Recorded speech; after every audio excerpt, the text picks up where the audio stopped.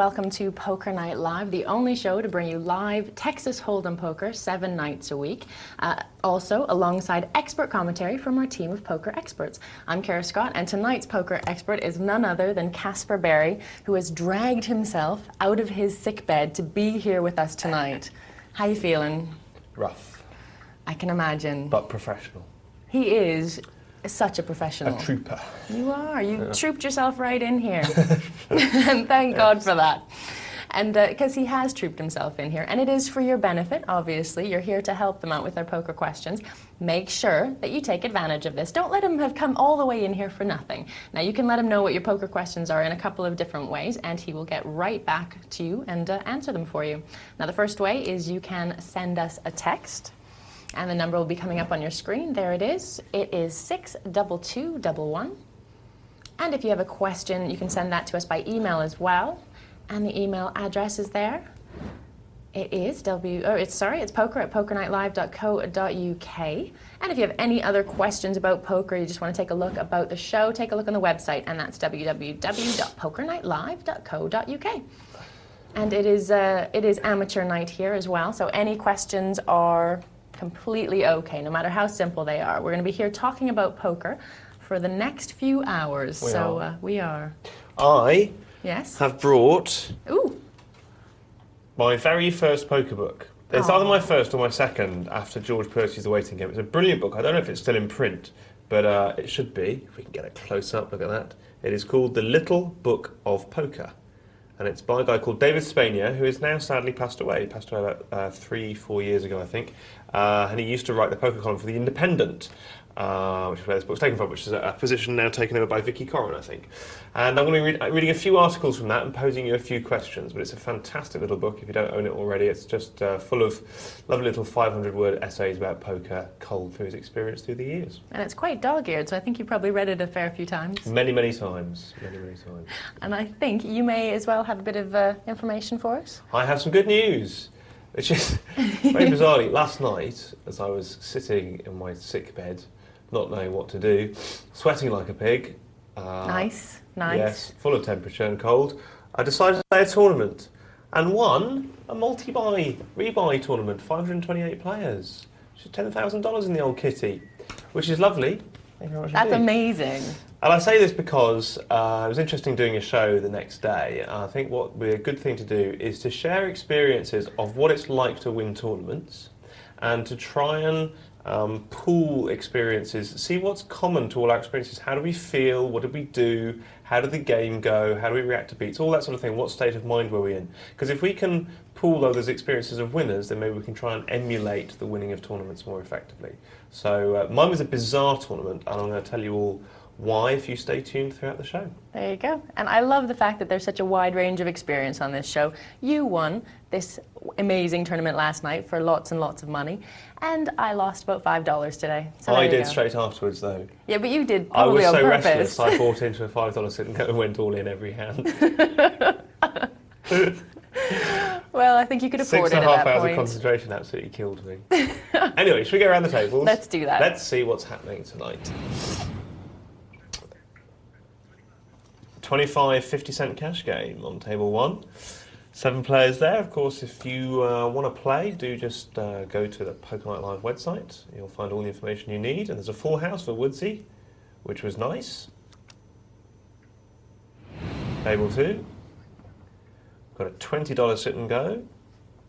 It's quite a big one. And pair of nines for I'm Not a Minger. Unfortunately, beaten by the bigger pair. Can he lay it down? Let's have a look. Let's have a look. He can! We have a $10 sit and go with no hoof-hearted. Huh. He must be dead. Maybe it's his mother's birthday or something. I win a tournament and Hoofy dies. This is a red letter day.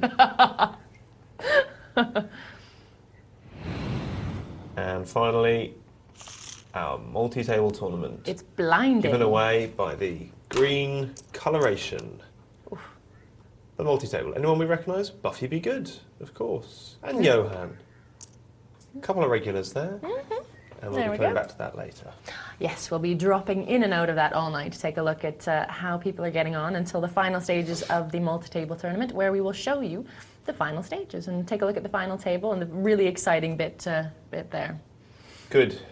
Yes, but don't forget that we do have a bit of a topic tonight. If you have won a tournament, big or small, doesn't matter, let us know, what did it feel like? This is your question. What did it feel like? How did you react to beats? Did you have any sort of strategy or... What was the difference that made the difference? There I mean, you of go. course you have to have luck, and I'm going to tell you about mine, and it's weird, right? You've got to have luck, but what was the difference that made the difference for you? What was the X factor? That's key. That's what we want to know tonight, folks. It may have been when you lost a tournament, but crucially, let's keep tonight nice and positive. All your best experiences in poker. How did you feel? What made that difference, do you think? Yeah, let's do that. It's the flip side of the bad beat story, which is so much better to hear, I gotta say. Right, let's go straight into a game and take a look at how people are playing now. This is a $10 tournament. Just lost Rubisco Kid, unfortunately. Who's still there? Buffy, in the same seat as which you mentioned. Now, tonight might not be the best night for me on a broadcasting sense. You're not feeling very well. I'm not feeling great. Buffy is in the same seat in which he's in for the MTT, is what I was trying to say. Yes. It really wasn't worth it. But now we know. Now we know, at least. And Balrog UK, there's someone that we've seen. Steve the bird. Is it? No, he's not a bird. No. Oh. That's an Eddie Izzard quote that keeps popping into my head. He plays terribly well. He does? Plays terribly well. Frantic, Gan 241, Yanul, Delboy, Snowblind, as we said, Buffy Be Good there, and Balrog UK. So there is a one seat empty because someone has gone out. The Rubisco Kid we said goodbye to. The blinds are at 80 and 160. And there we go. I believe, Snowblind has staked everything on this. Yep, and it's paid off. It has indeed. He's hit a little 7, and that's good. Good for Snowblind, obviously. Bad for Gan. Good, I mean, winning. Now, Gan may get his own back here because Kings versus King 2 is the best possible hand matchup you can have. Really? Mm. Is that probability or is it... In terms of probability, yeah, Kings have the highest possible expectation of any two-hand matchups. Pair of Kings versus King 2 is the best. Well, Snowblind must have sensed it because he certainly laid his down. I think it's very wise on the button. Well, yeah. King 2. Balrog has got the decision here. He doesn't, in my opinion. It's an easy fold, but it could have been an easy fold for him as well. He may be playing 84 tables. Who knows? And from Kings to Aces. Yanul, we were just dissing King 2. He says, I like mine. Certainly does. And he chooses that point to make his move. Well, at 740, I suppose he didn't want to let his stack get too small, but against a pair of aces, I don't know how well he's going to do.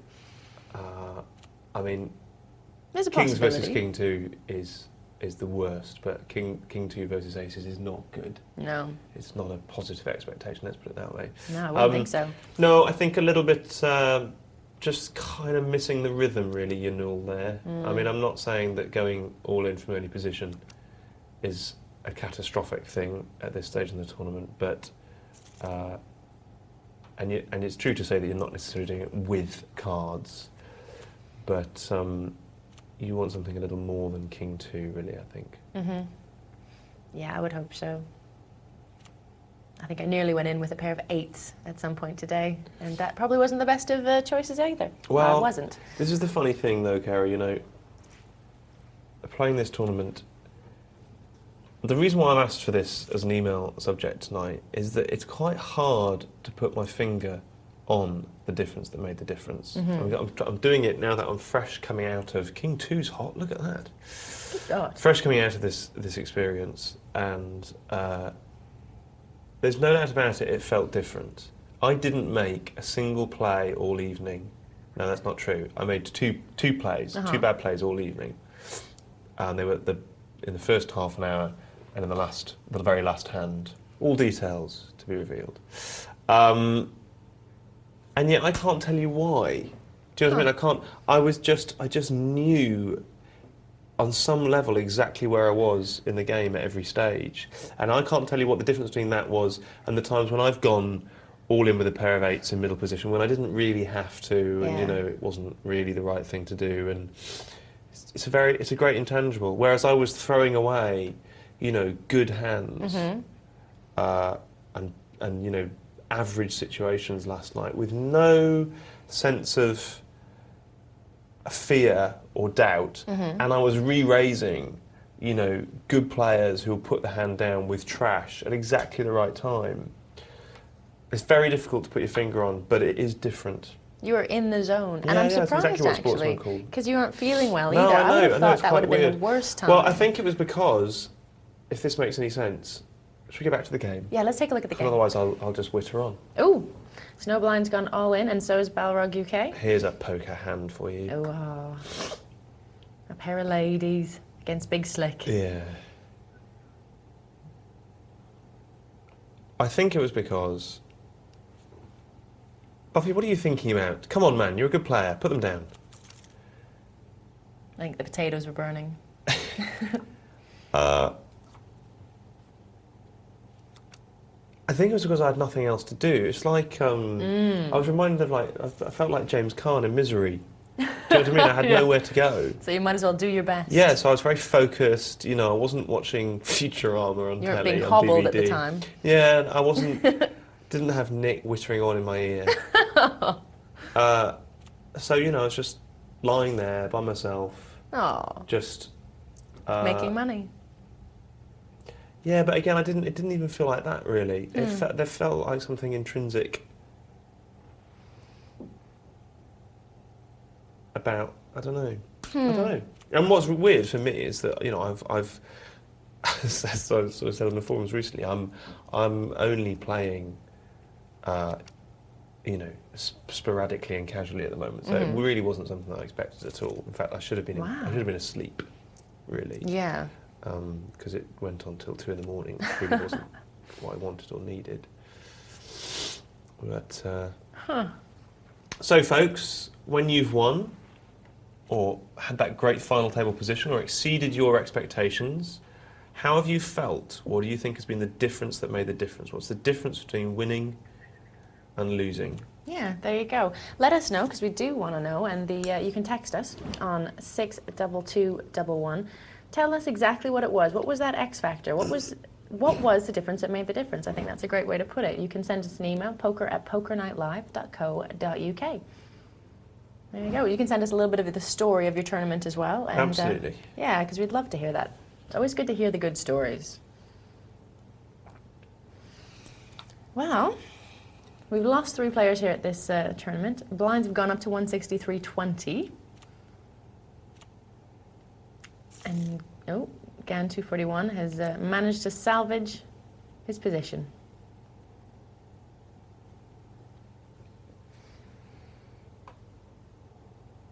Well, the blinds are going up, so I imagine we're going to see someone going out fairly soon. Frantic didn't like his king, too. It does seem to be a bit of a popular hand coming up at the moment. Weird, isn't it? I suppose it's one of those things where if you're not thinking about it, you just don't notice it. But it does seem a bit strange that in almost every single hand we've seen king 2. I wonder if Snowblind would have a little pop at this. No, that's interesting. Just checks it down. Worried that Buffy may have been checking a king. So I wonder if Buffy with position will have a pop at it. No? Snowblind rather fancies it now, but isn't going to make anything. But wins the hand, and all's fair. All's fair in love, war, and poker. Folded round to Frantic now, or Buffy have a pop from 4-5. Here's one thing I didn't do, folks, in the tournament last night, and that is do anything fancy from the small blind until we were 3 or 4-handed. Okay. Do you think that made a significant difference? I mean, I've been banging on about it a lot in recent shows, and the positive effect of that is that my words were ringing in my ears. The reason why I'm so vociferous about it is because I know it's a mistake that I've made too often in my poker career, and I'm sick of it, and I'm trying to expunge it from other people's games as well.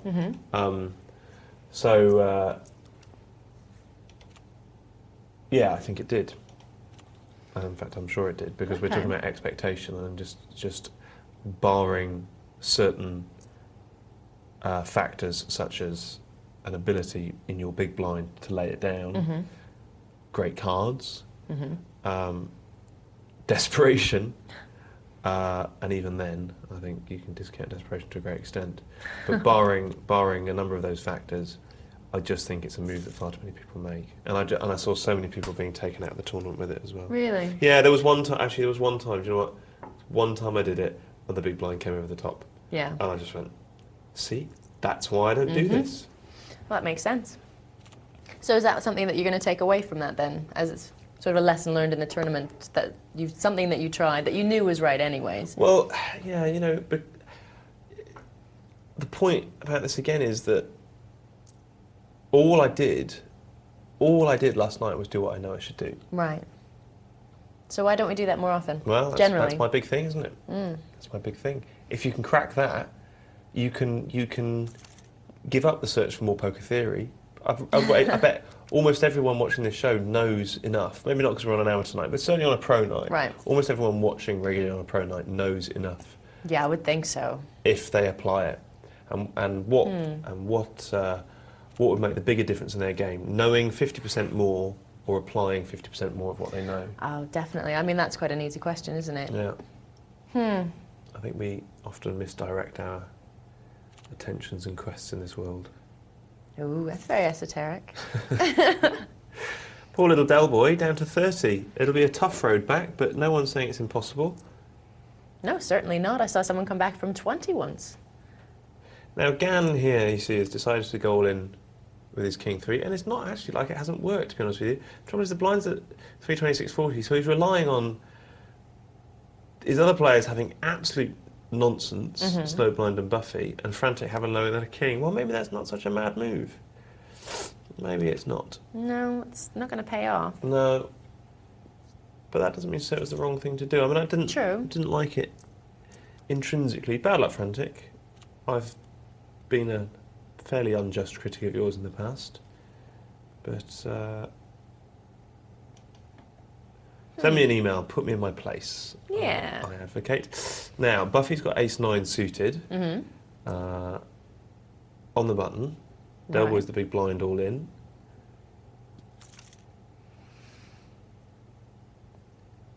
Okay. That was a flaw in the programme, actually. I think Buffy and Frantic only had to call for 320, and that's not how it would be in a casino.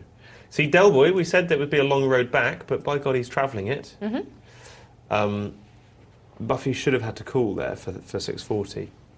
Should have had to call for the price of the big blind, and Frantic should have been made to make it up. So a little glitch in the programming there, actually. Okay. Now, Del Boy's got the flush draw. If he wins this, he's suddenly on... You see, he's made it. Well, he definitely is on the road to And poor recovery. old Snowblind has made it straight. 1, 2, 3, 4, 5, 6. But 6-4, no good. No. So from 80 to 720 in 3 hands. Wow. Well done, Del Boy. And that is, well, sadly, Del Boy didn't really do much. Del Boy just put his money in with 3 hands that were all pretty good. Well, even then, I don't know. When I was playing today, I had ace-king as my starting hand. And so I went in, I was playing it, the flop came down with an ace-king, so I then had 2 pair. And I was so excited by the fact that I had a pair of aces and a pair of kings that I overplayed it, and someone with just a much better hand than just 2 pair obviously won. And I was crushed. That's not a great story, I know, and it's not even a bad beat, because it's a just beat. There's actually a story about that in the book that I'm going to read from tonight. Oh, good. Like a sort of story time effect. Buffy has lost, half his stack by challenging from the small blind against the big blind, who on this occasion happened to have the 9s. So there must be more than a 5-minute delay on this, because Buffy wasn't heeding my rant, which is probably fair enough. Well, I don't know. If he wasn't before, he should be now. This is something to remember when you're in the small blind. I think he could have thrown it away for 320, and it was only a 10th of his stack at the time, and with 9 jack, I'm happy to say goodbye. Of course I'd like the 320 back, of course I'd like to win the 640 from the big blind, but remember that big blind has already put 600 in, he was on 1700, so he only has to put like another 2.5 times what he's already put in. He's going to feel more pot committed than Buffy, and all Buffy's got is jack high. So he needs a queen, king or ace, and he's beating him, so Buffy's got very little equity from the thought that the guy will fold, and very little cards as well. Anyway, sorry, we're heads up now, and it's those two players, Buffy and Frantic. It wasn't Frantic that went out. You see, this is the problem of having a temperature. I'm not really able to read. Now, King 3, Buffy's won this one with a lone king, unless something horrific happens, which it won't. No. Oh, it has. That's kind of horrific, I suppose, depending on who you're looking at. As I said that, I thought, there's 3 diamonds on the flop. A diamond could win it. And there it comes. That's horrible, Buffy. I'm sorry we're not laughing at that event. That must not at all. In the tummy. Here we are, winning hands. 1 pair, 46. 3 of a kind, 23. 2 pair, 23. And straights and flushes. No full houses. No full houses at all, according to that, which is interesting. That is interesting. Yeah. So 1 pair won the majority of the time. Yeah, and that's no limit tournaments for you. Yeah? Yeah, I mean, because you're very rarely going to be more than heads up. You're often going to have a player going in with, 2 poor cards. Right. And very few of the hands are going to go to the river. So if it's counting like that, then yeah, one pair will very often be the hand that wins it. If it's a showdown, that's slightly different, but even so, that's not unexpected at all. I suppose so. It was to me, definitely. I always think I need more than a single pair to win. If you play poker, if you put in the stats and you say I want all these hands played to the river, then the winning hand is going to be something like 3 jacks, I think, is the average winning hand. Okay. But yeah, if you just do it like that, if it's where the game finishes, with 2 players seeing the flop, then yeah, 1 pair will cut it. There you go. Something I didn't know. Hopefully something that people out there didn't know as well. And then of course you have a full house beaten. So what sort of a game is this? Oh. It's flipping stupid. Stupid. Just stupid. Insurance costs. Sorry. I like that. The petulant looking away as well. That's good. It's good. Right, we're going to go from our tournament to a cash game. We've got a 50-cent $1 cash game to take a look at.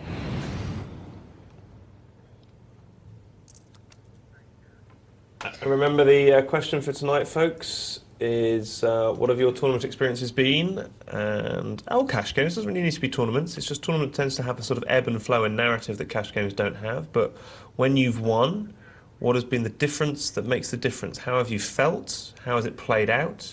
You can talk about the cards if you want to, but I'm more interested in how you felt, what your decision-making process was, in what way was it different to the days that you've lost? Not different at all, by the way. You could be sitting there thinking, this is silly, I've just played exactly the same way, I just got the run of the cards, which is absolutely fine. You just put pen to email and send your thoughts in. 62211 or poker@pokernightlive.co.uk.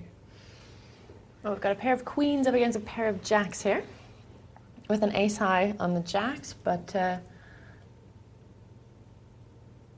the moment, the queens are winning. I wonder if Clay, is it Clay? Yes. I think my eyes aren't working either. And there's a good re-raise there with top pair and 2 suit on board. He doesn't know that. That was very interesting. Huh. Good re-raise. That's a good pot as well. There's about $40 in the pot there. Yep. Wow. Right, well, we've got a full table here. So we've got Clay, Delboy, Earled, Snap It, who's one of our old favourites, Kev Steele, Beardy, Johan Heron, and What a Waster. So shall I tell you the amazing thing about the tournament yesterday? Yes, please. This is going to absolutely blow some people away. Okay. If you've been playing poker a long time, what I'm about to say to you will seem completely bizarre. I played for 6.5 hours, right? It was a $30 rebuy tournament with 530 players. And I had, in the first half an hour to 3/4 of an hour, I forget exactly, I made what I knew was a bad call with Queen Jack against Ace Jack. And I drew him on the river. He got very arsey. And fair enough, so would I have been. But not in the chat box. And So I made that outdraw in my favour. And the reason I made the call, honestly, genuinely, was because I was sitting there playing. I didn't expect the game to go on longer than a couple of hours. Right. I should have been asleep. It was a very stupid thing for me to do. And I won. My very last hand was an outdraw, which I'll discuss the exact events of in just a minute. And between those two events, for 6 hours, I didn't have a single outdraw against me or for me. I find that really difficult to... It just, I mean, it was actually heavenly, obviously, and it kind of, in terms of the difference that made the difference, it kept me in a very, obviously, very positive frame of mind. Right. Now, I mean, there's something very wise that Bobby Baldwin, former world champion, says about outdraws, which is that he says outdraws are an aberration. He says the reason why it seems that other players get all the outdraws is because you, as a good player, will be going in with the best hand. Right. More often than not. Yeah. So you won't have outdraws against you. So for a good player to not have any outdraws against him is obviously going to be a plus. I don't want outdraws for me. Right. To be honest with you, I don't want them or need them, because as far as I'm concerned, you know, unless it's obviously a drawing hand, in which case, you know, very rarely I'll make a massive bet on the karma or an all-in bet on the karma, i.e. without the hand made. You know, I want to play good poker. I want to put my money in when I know I'm best, or when I believe there's positive equity of the guy folding. And so it just, you know, it just kept me in a state of feeling very positive and motivated, and that just increased my ability to read people. Right. And then basically it got down to the heads up, and I had 1.8 million chips compared to my opponent with 600,000. And I chipped away at him, and then he got back to about 800,000, then chipped away. And we had a really bizarre last hand when I made really the second bad play of the whole tournament, which was, I didn't feel catastrophic about because I had him so highly chipped, or I didn't want to double him through, and it would have been bad to double him through, but suddenly 4 suits were on board, and he made a bet, and I foolishly thought I could push him off, because I had been pushing him off quite a lot. He'd been playing very loose and calling up until then, but when we got to the heads up, he accorded me a lot of respect, and that's another thing, by the way, is table image, but I'll come to that in a minute. And he made a bet, and I check raised him all in, and he called instantly. There were 4 of the suit on board by that time, and so I guess it was the turn. I guess it must have been the turn. And he had a bigger flush than me, and I drew him on the river to make a straight flush. Oh. God, and what were the odds of that? Which is only like the 4th straight flush I've ever had in my life, anyway. Wow. Yeah, it was insane, and I didn't see it. I didn't see it at all. I mean, you know, I was so exhausted by that time. It wasn't until the chips started flying my way that I was just like, God. Everyone, there was like loads of spectators watching the table, and everyone was just writing in the chat box, "Wow, that's insane." Yeah. So I didn't feel too bad, because it wasn't, you know, I had him out chipped quite a lot at that point, but it was bizarre. It was absolutely bizarre, but the fact that that was my second outdraw of the night. One at the beginning and one at the end. Yeah, and I mean, you know, lest that seem like fluky or freakish or anything else, remember Johnny Chan, in order to win, I think, the second of his world championships, won 17 consecutive 50-50 shots. In other words, if he had ace-king beating a pair, he won it. If he had a small pair, beat ace-king, he won it 17 times consecutively. So, you know, a lot of people talk about that run that Johnny Chan had when he came first and second in 3 consecutive world championships in the big one. It's extraordinary. No one, and certainly not me, is going to take anything away from Johnny Chan. But you've got to have that. Right. You've got to have that. You know, just being at the top of your game is not enough. You've got to be able, you know, not got to be able. Someone's got to roll a dice on high, and you've got to win 17 50-50s. That's what it involves. So anyway, that's the story of my tournament. And wow. So did you have many drawing hands that you just didn't play?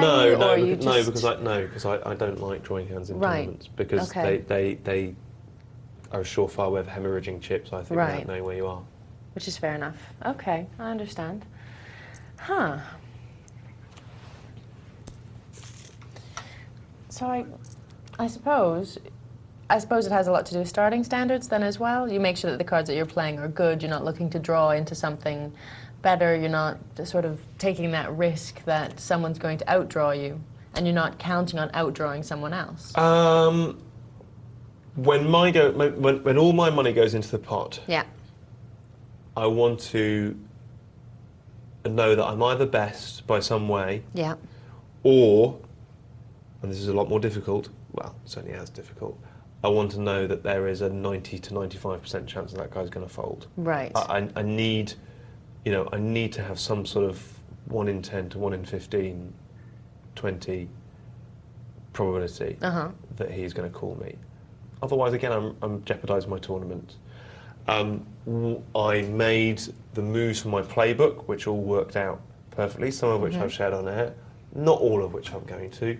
I hope Obviously. people understand that. I'm so open. I will tell almost anything, but some of those moves have taken a long time to think up, and some of them are very obvious as well. But as viewers may know, we're soon going to be playing you guys from our live on-air position, so I've got to retain some sort of secrets now because there's going to be a bit of reputation to preserve there. But yeah, it was table image. Very briefly on table image. Okay. For some reason, quite early on, I cultivated. You know this thing about rhythm, and this is the other thing. This is the difference that makes a difference. You feel like you're in the rhythm of the game. In other words, your steals work. Yeah. Do you know what I mean? You don't steal into aces, and therefore, if whenever you bet for a period of about an hour and a half, when it gets down to 3 or 4 tables, you tend to take the pot uncontested, it becomes a virtuous circle, and people just don't contest you because you have this image of being very solid, sitting there making slow but steady progress. Through the limits. Every now and again, I would say once every 4 rounds, you raise a razor and you pick on someone who doesn't look strong. Maybe they're in last position, maybe they're in late position, you're in last position, but something like that. And so my table image was very, very strong. Right. And it's difficult to do anything about that on the internet when there's so many players. It's hard to cultivate that. Although we have players on these sites that do that.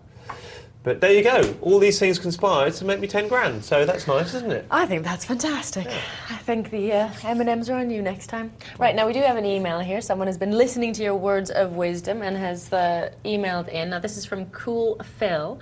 Cool Phil says, can you help a long-time listener, first-time emailer? Should you ever call or make an all-in bet pre-flop? This appears to be my most frequent downfall in the sit and go and the multi-table tournaments that I enter. I'm happy with these moves late in the tournament. My problems generally occur as follows. Only up against one player. This player has my stack size or slightly higher, but not significantly so. Not short stacked, i.e. early days, 30 plus big blinds to play with. Most recent examples. Number 1, my whole cards, 10-10. I raise and one other player re-raises. The rest fold. I go all in, get called. He shows ace-queen. Of course, my 56 to 44 odds fail as a queen appears at the turn. Or, second, my whole card's queen-queen. I re-raise against one player. Everyone else folds. He then goes all in and I call. He shows king-king and wins the showdown. With the exception of ace-ace in these situations, I'm thinking a fold is the best course of action. I want to stay in the tournament, but will miss a potentially tournament-winning pot. What do you think? Thanks for your help. Great show. Even better than yesterday. Well, I think that was a tournament. I think it was an email from yesterday. Is it? Yeah, I think so. Well, we haven't had much of the show to judge yet. I mean, don't get me wrong. This will be a stonker. Oh, blinding. But I'm just saying that I don't think we've had enough to judge yet. Can you just scroll up there a minute, Cara? I just want to quote his sentence at the top. He says, should you ever call or make an all-in bet pre-flop? Okay, so calling and making are very different. If you can just scroll down again, Cara, we can just have a look at the situations. Because actually, the situations that you cite are very, very different, and here's why. Let's go through them. Situation number 1. My whole cards are 10-10. I raise, and one other player re-raises, and the rest fold. I go all in. Okay, so you've raised, someone's put the second raise in, and you've gone all in with 10-10. That's okay. He's called with ace-queen. Now, he's made the bad call there. He's made the bad call. Was your re-raise great? It was okay. It was fine. Early stages in a tournament, you might not want to jeopardise it all with 10-10, but you have done, and that's fine. Now, that's very different to the second one, okay, and it sounds weird. The second one, my whole cards are queen-queen. You said, I re-raise against one player. So in other words, one player's raised, you've put the second raise in now, and then everyone else folds, and he goes all in. So he's put the third raise in, and you've got queen, queen. For me, there are only 3 hands that he could do this with. Aces, you're a 20% dog. Kings, you're a 20% dog. And ace-king, you're a 54% favourite. For me, that's the negative expectation play, because he's put the third raise in. Whereas with the tens, your opponent only put the second raise in, and you put the third raise in, and he should have folded with his ace-queen. Okay? So the two situations you cite are different. One is fair enough, it's okay, it's very aggressive, but you know, if that's your style, that's okay. The second one, you need to think long and hard about. And with anything but a loosey, very tricksy player, I know it sounds weird, but you should fold your queens. I believe that's the way to win tournaments, in all honesty. So there we go. Okay, so unless you're playing against a tricksy player, there you go. Okay, and I do think that was from today. Just so you know, I think that was an email for today. I'm not denying it. Fabulous show. A fabulous show, but no one's actually let us know about their own tournament experience yet. Maybe they're at home formulating their ideas about it. Ruminating, cogitating. Ruminating, cogitating, absolutely. But if that's what you're doing, you need to put, as Cass has said, pen to email. You can send us a text at 62211, or you can send us an email as well and tell us about what your tournament experience has been. What do you think makes a difference when you're winning? poker@pokernightlive.co.uk. And there you go. So we're waiting to hear your ideas on that. Cool. Right, let's take a look at the 50-cent $1 game again. Excellent. All right.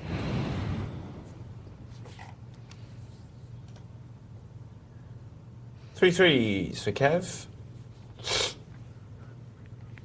And Clay's pair of fives. Excuse me. Oh, poor Cass is not feeling terribly well, so people need to be sending lots of love into him. All right, let's take a look at some stats here. Right, for the games that we're seeing tonight. So not many hands dealt at the moment. So we have to be wary as we look at these. But Right. at the moment... Small sample size. It's a small sample size, yeah. Earled is the tightest. And Johan is the loosest, but that means that he's folding more post-flop than Earled, who, according to those statistics, whatever he's playing, he's going to the river with. He's not folding any post-flop at all. So let's see how that develops. Let's see how that works out in their actual play, because it doesn't. Looking at those stats there, I mean, it tells us who's being tight and who's being loose, but it doesn't actually tell us who's winning more hands. So difficult to say. And it is still early doors. I mean, we are still looking at quite early in the show. So as we go through, we'll get a better idea of what they're playing like. They do all seem to be a bit bunched together at the moment.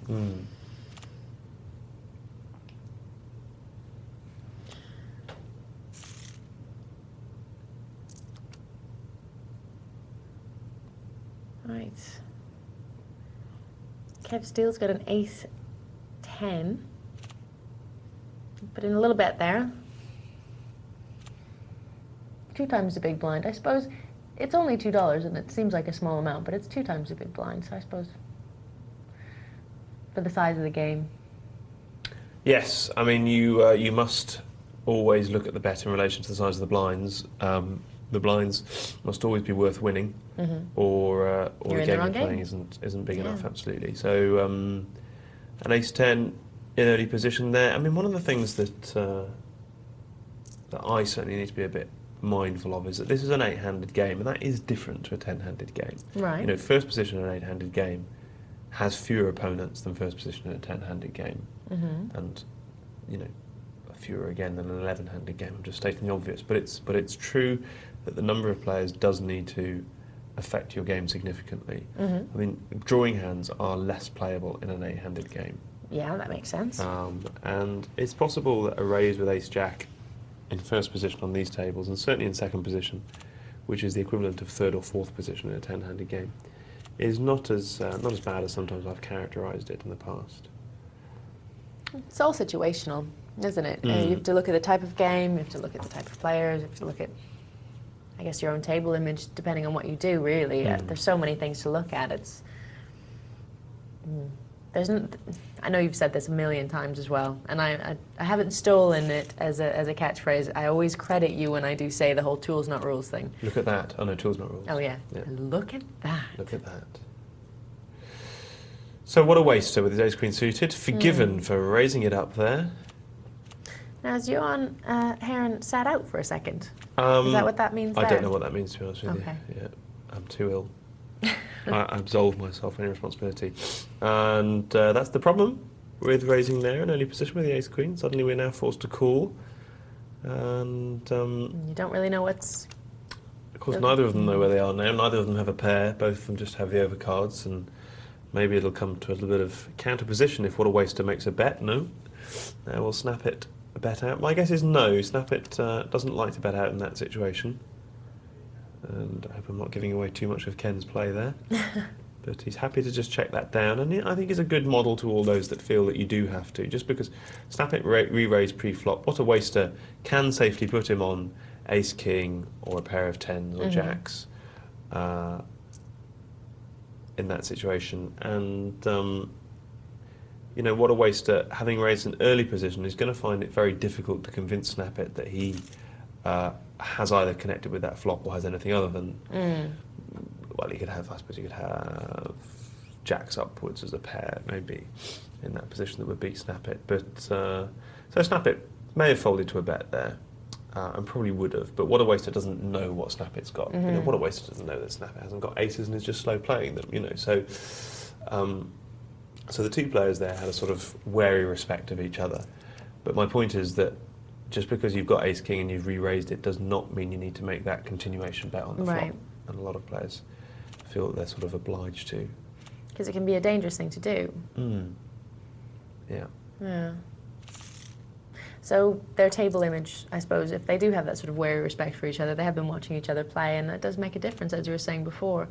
You playing in the tournament last night, very consistently, it allows the other players to know pretty much how to treat you, and if they're treating you with that sort of respect. And I don't know, I suppose that it must make quite a difference, really, to your game if you've got a very strong table image and other people are responding to you the way that you want them to. Yeah, I mean, I don't know what I did to deserve it last night, to be honest with you. That's the problem. The consistency of play, I wish you could bottle that. Yeah, possibly. It was possibly a sort of quite a subliminal thing. I know a really great player that I know once in Newcastle once commented on a player. He said his name's on the cup tonight. And there is this sort of, I was going to say feeling of destiny, but that's stupid. It's stupid, but at the same time, you've all felt it. We've all felt it looking at ourselves. We've all felt it looking at other players as well. Do you know what I mean? You've all just felt he's going to win it tonight. He might not even be chip leader at the time, but he just has a sort of... There's an aura of... Yeah, certainly in a live game, there's an actual aura. You know, you can really sense it. Now, you're not always right. I'm not saying that, you know, finger of God comes down and touches someone, but even in live play, you can tell when just someone's... It's what you just said there, really, Kara, is they get a kind of respect that they don't have to show their cards. What is it for you, though, folks? What have you felt when you've been winning those tournaments? Yes, have you been touched by the hand of God? Have you felt that? Do you have an aura of... Have you reported him? Shocking. Shocking. Yeah, that's quite interesting. Did you break out of your table image at any point? Did you do any sort of, I suppose you've already said, really, you didn't do any kind of wild plays, you didn't do any sort of big risks, you didn't... No, and then I went straight to the $5 table and just started laughing in the chat box and just... Like a hyena, I would imagine. Just pretty like madly. A drunkard, really. Or were you drunk at that point? No, not at all, no. I was incredibly tired and I couldn't get to sleep. Oh, we can't. Well, the buzz after that must have been amazing. You absolutely can't when you've won a tournament. I mean, I used to play, you know, till sort of 4 or 5 in the morning. And if you've had a seriously big win, it's impossible to still your mind. Oh, I can imagine. Sleep. Yeah. It's like. I mean, all right, invariably I had a lot of caffeine, but I will also, on most nights, be able to get to sleep even with that much caffeine coursing through me. But it's like drinking a lot of cups of coffee. Yeah, I can. Yeah, that sort of adrenaline buzz. That. And what makes it? I mean, it was a little bit. At least I could get to sleep within an hour of the big online win. you can't in a live game because of the amount of money you've got on you. Everyone wants you to buy them a drink. Yeah. I can imagine. I mean, in America, that's slightly ameliorated by the fact that $100 bills feel like play money. Right. So you'd regularly walk around with a couple of thousand on about your person, which I'd never do in England. God. But in Britain, there's something about when casinos pay out in £50 notes, which again I never carry. And there's just something. There's something quite weird about them, about counting them afterwards. They just feel very. I don't know. They just feel they're very tactile. Well, they're thicker paper, aren't they, than the £10 notes? I've not held them that often. Yeah, but, or I mean, they're certainly bigger, and they feel thicker and sturdier, and yeah. So it's quite a you know, a sort of a visceral experience winning money in a live game in your native country. It's a very kinesthetic sort of That's the word I'm looking for. I thought that was. I Yes. could read your mind there. That's what I thought. Tactile. Yes, I was going to say another one. tactile. Yeah. Yeah. Well, is this one of your favourite ever experiences then at poker? Was last night? Is that going to go down? No, not at all. No, really? No. I'm not trying to be blasé here at all. It was actually, to be honest with you, it was quite a cold experience, and I really can't put my finger on why. Yeah. Being that much in the zone. I think it was actually because I was quite ill. Oh, fair enough. Yeah, I can understand. So cold as in actually No, cold at you. It doesn't actually rank in my top 10. Get out. No, seriously. Oh God. Seriously, doesn't rank, you know, like, well, doesn't rank along the first time I sat in a poker game, doesn't rank along the first time I played in the 10-20, doesn't rank along the first time I won in big in a 1-5 game, doesn't rank along my first tournament win, doesn't rank along my biggest tournament win, doesn't come close. Because I would have thought just that feeling of being so focused and so in the zone for such a long time. No, but I've had better flow experiences on the internet, but I've never had actually a great sensation playing on the internet.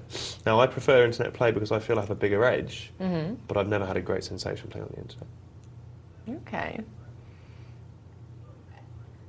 But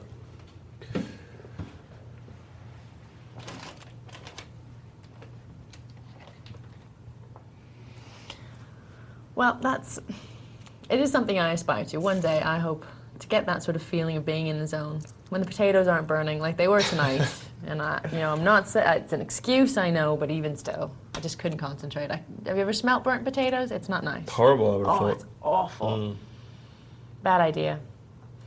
But to cook potatoes or to burn them? Well, both, really. Generally, I wouldn't even bother. It starts with the cooking, doesn't it? If you hadn't gone that far, I know. They would never have got burnt in the first place. It's true. I should have ordered in. What a waster. Has his threes re-raised, and it's the time to put them down. Put them down, what a waster. We have no call here. Small blind has re-raised us, and that's a good lay-down, well done. Ah, and there you go. So 50-cent $1 game that we've looked at tonight.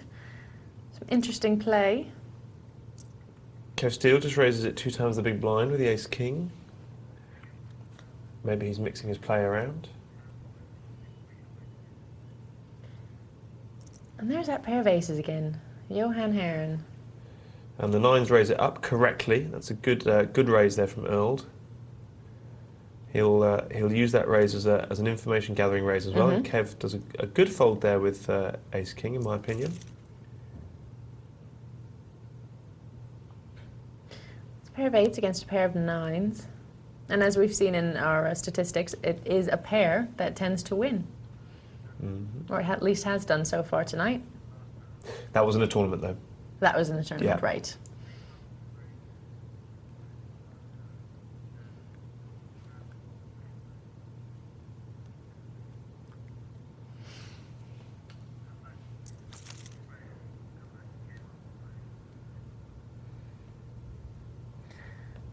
And this is one of those situations where Johan could well lose a lot of money just because of the marginal nature of this holding. The two of them have very similar hands. They're unaffected by the board. None of them have a great hand, none of them have an awful hand. I can see check on this river. And Johan just being pipped to the post. No, that's interesting. Johan basically just sensed weakness there, and I think there's a part of Johan that knows that he's worse there. I mean, he probably puts the other guy. Well, I don't know, because Earl re-raised significantly, didn't he? So maybe he put the other guy on ace queen or a pair of jacks, something like that, but he certainly sensed that weakness and just pounced. He just said the guy can't call, it's all in bet. So a good bet there from Johan. Yeah, very good. Whether he thought he was ahead or not, he didn't want to take the time to check, really. Yeah. Okay, well, we've got some emails here. We've got someone's tournament experience, as you have requested. Excellent, so well done. This is from Matt. Matt says, "Evening, guys. Great show as ever. Nice to watch it live as the missus is away on a school trip. She's a teacher." Yeah, I was going to say. No, she's not a student. Thank God. Yeah, really. That's what I was thinking, but yeah, there you go. And he can get his hands on the remote control. I've won several multi-table tourneys, but 2 stick in my mind. The first was the best buzz, as I had aces cracked 3 times on the final table where I sat down as chip leader. I hung on and ended up heads up with just under 50,000 chips versus 520,000 heads up. Wow. And I turned it around and I won just over $700. That's really good. Well done. And the second one was a lucky hand. Final table, 3 players remaining. I'm in the small blind and very slight chip leader of 3 fairly even stacks. The button flat calls. I make up the big blind with 7-4 of clubs and the big blind checks. Flop, queen, 4-4, and we all check. Turn brings the 4th 4, and again we all check. River is another queen, and I go all in. They both call, holding queens. End of tourney. This was a UK site, and I won about 200 quid. She's away till Friday, so I'll be watching live tomorrow. Keep up the good work. Thanks, Matt. Good stuff. Fantastic, Matt. But I wonder what did you feel? What do you think made that difference in terms of how you felt contributing to your play? Did you play solid throughout? Did you feel in control? Did you just have good lucky cards? Was it down to that? Just trying to distill what it was you think that made the difference on those nights when you won to the nights when you lost. I don't know. I'm just yeah, I'd be curious to know as well, because it can't just be luck. And he was saying the second one was sort of a lucky hand, which is great, but you got down to the final table of a tournament, so it's not luck that got you to that point, even if you did have a really lucky hand. So that's what we want to know. So how do you feel about the win? What do you think it was that actually made the difference there? So Matt, if you are still watching, which I imagine you are, you might want to get back on the email and tell us what you think made the difference, because we'd like to hear about it. But yeah, we are about to go to a break, give you a chance to have a bit of tea or something. Some vitamin C. Yeah. A bit of echinacea. Right, but we are going to be right back, so make sure you don't go anywhere, and we will see you very soon.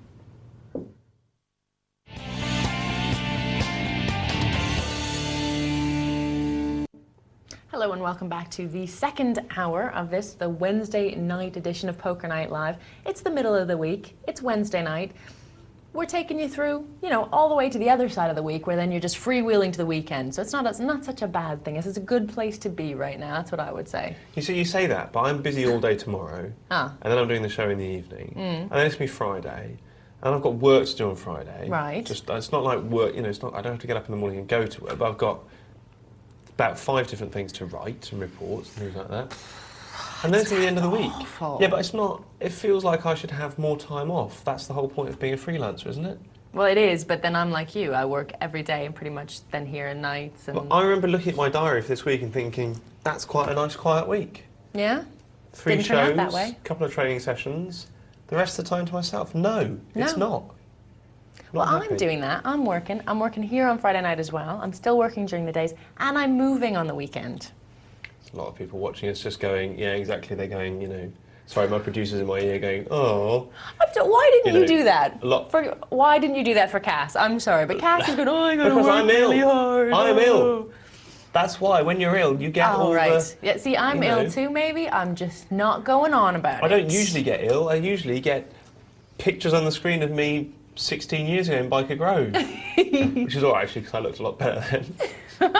Which is quite funny. Had more hair. I did see a picture of you, actually. It's the one where you're kind of kicking up into the air. Yeah. That's quite cute, really. Where was that supposed to be? On your friend's wall? It was, yeah. My friend Maggie had a picture of you on her wall. She was well impressed when I said I was working with you. She's the one. She's apparently the girl who's impressed. Yeah. She was your fan club. She's your friend. You go. She was well impressed anyways. I'm sure she feels bad that you're sick as well. Anyways, right now we do have some emails here. People are heeding the call of ours, which is to send us emails talking about your tournament experiences. What is it that makes you win when you win? So that's good. Maybe a lot of people out there aren't actually winning tournaments, and that's why we're not getting as many of them. I'm sure they are. They're P&L viewers. It's their duty to win. You should know how to win by now. It's a duty. Absolutely. All the great commentary should understand exactly how to win. It's a piece of cake, really. Right, we've got one here from Lord Sam. Lord Sam says, great show as usual. Thank you very much. In my opinion, Caspar, one of the hardest hands to put someone on is trips. It either wins me a lot of money or vice versa, it loses me the most. Have you any thoughts on how to spot when someone is on trips, as it seems to me to be the hardest hand to put my opponents on? Many thanks. Okay, how do you Sam. spot 'em? Yeah, it's very tricky, and I'm assuming from your email that you missed a show with me and Tom about 2 weeks ago now, 2.5 weeks, in which we basically talked the entire show about this situation. How do you avoid those massive reverse implied odds when someone else has three of a kind? Of course, this precipitates the argument that it's good to call in late position those raises with your small pairs because they have huge implied odds. You can make massive pots by the way because no one will know that you're on trips, and although you'll only hit your set, three of a kind, 1 in every 8.5 times on the flop, 7.5 to 1, even though that will only happen 1 in 8.5 times, you make a lot more than 8.5 times your money when you do. So that's the argument for playing trips. I would say, like everything else in poker, you work with the information that's available to you. Now, on the internet, that's restricted compared to a live game because you don't see that body language, that eagerness of the person to bet when they have the trips. So one of the things you do have is betting patterns. Certainly, if they're putting a third raise in and you're putting a second raise in with your two pair or top pair, or sorry, a raise, sorry. If someone bets and you raise and they re-raise, then for me, that's a surefire tell and I can put my hand down. If I bet out, however, and they re-raise, that's more difficult. They could have top pair with a poorer kicker than me if I've got top pair with top kicker. So that's more of a judgment call. But at least if they do that, I can be wary. The texture of the flop will tell us a lot of information. For example, is the flop close together and high up, in which case is there a straight draw or a flush draw possible with their raise? If the flop is spread out and there was no raise pre-flop, then they could have that pair of sixes to make three sixes, or they could have that pair of fours to make three fours. So something like king 4-6 is the kind of flop where it's much less likely that someone's got two pairs. So unless he's re-raising with that top pair, then it's quite likely that he has three of a kind. So understanding what he did pre-flop and trying to put it together with his flop action and asking what that bet on the flop could tell us about that. So ultimately it's about being sensitive to big raises. So if I've got a king, let's say with a 10 kicker, and I bet out and I'm raised, it could be three of a kind, could be 10 with a jack kicker. Doesn't matter, I'm out of there. Okay. One final word has actually slipped my mind.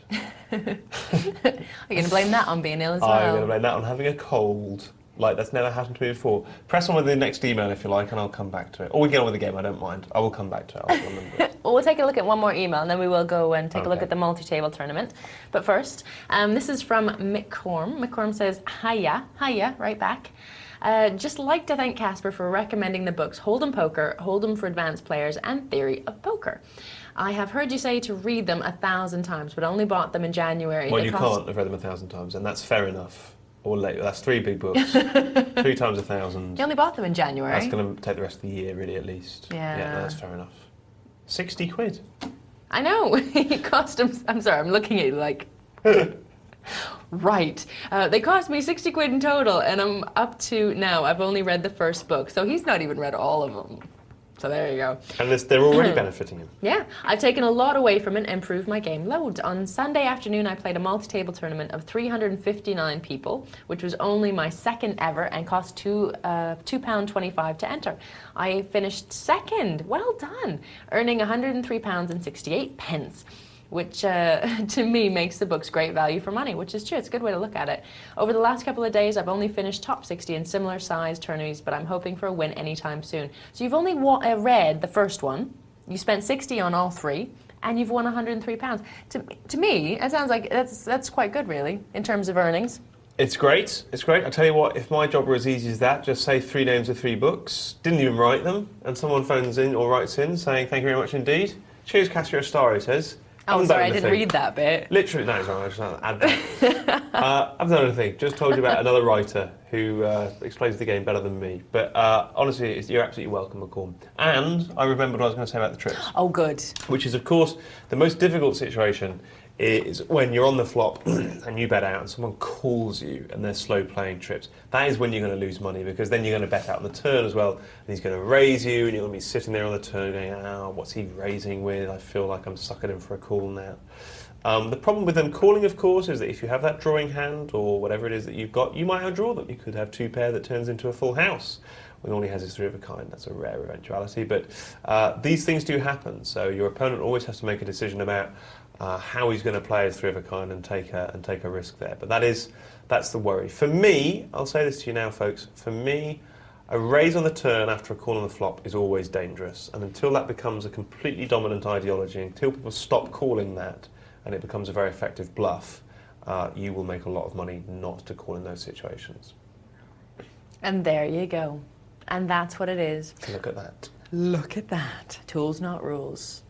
That's be TM, Caspar Berry. Form, not formula, that's another one. Oh, I thought like the other day. I like it. Ooh, gives me all shivers down my spine. Yeah. Form, not formula. See? You're so good at this. And a mill. And you're a star, according to McCorm. And he's ill. Anyways, right, we're going to a multi-table tournament now, so let's take a look at how they're doing. I believe there's 6 tables left, Good. and there are 48 people there. Now, this is a $10 tournament. We started with 221 entrants, and that's quite a lot of people. 28 tables, that is. The blinds are going up every 12 minutes. The total prize pool altogether is 2,200... Oh, sorry. Someone's not put the decimal point in the right place there. It's quite a lot of money. It's 22,000. No? You were right the first time. Is that right? It's 2,000. Is it 2,000? 2,210. Are we sure? Yeah. Okay, no, Yeah. you're right. I'm looking through the prizes. Yeah. 2,000... Yeah, all right, I'll forget that. 20 places paid. The first place gets $663, and that's the big one. Okay. And G-Force is our large stack of the whole tournament, closely followed by Charlie Swan. That's beautiful. What a beautiful name. G-Force and Charlie Swan, and they've both got about 60 times, or a little bit less now, 50 times the big blind. So they're sitting pretty there. There's no hurry for them. Let's see if he can get away from this. G-Force, Skin Up's made the top pair, 7, 8, 9, 10. And Skin Up, scared of the straight, doesn't bet it. And G-Force saved a little bit of money. And gets Queen King in the next hand. Right, the multi-table tournaments are a little different than the normal single-table tournaments that we look at, so there's a bit different strategy there. You'll also see sometimes as people are being knocked off of tables, different tables are being broken down and then consolidated as well, so a bit moving around and where people are sitting.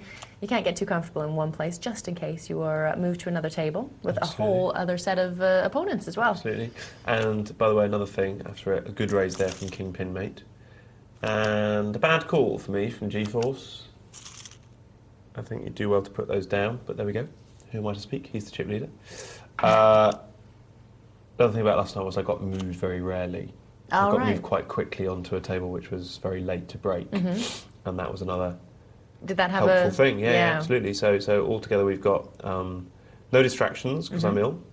Are you ill? Good table image. Did I not tell you? Sorry. Are you ill, really? Oh, you're bearing up so well. I had noticed. I've just got a little cold. Well, I like to be professional. I don't think there's any point coming to work and boring people with the fact that I'm ill. I don't know if anyone knew that. So good table image, not being moved very often. Which contributes to the good table image. Absolutely. The ridiculous situation with not being outdrawn, but that maintaining a good solid state of mind throughout. Yes. And then, you know, I mean, you could say you do this every time, but about 2.5 hours in, feeling like I could win it. Okay. I mean, I'm not saying I've never felt that before. But absolutely believing that you can win, that must be a huge part of it, because it... Well, I think you can't win a tournament unless you believe you can win it. Really? No. You don't think there's people out there that do win tournaments that are slightly uncertain all the way to the end? No.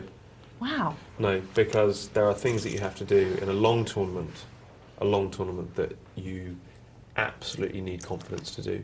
Yeah, but if we're looking, as we were talking about earlier, before the show even started, about probability, and obviously there are no concretes, there are no absolute certainties. I will win. No, you're absolutely right about that. No.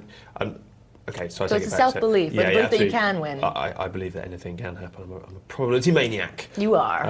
So of course someone can do it, but it's so unlikely because when it gets down to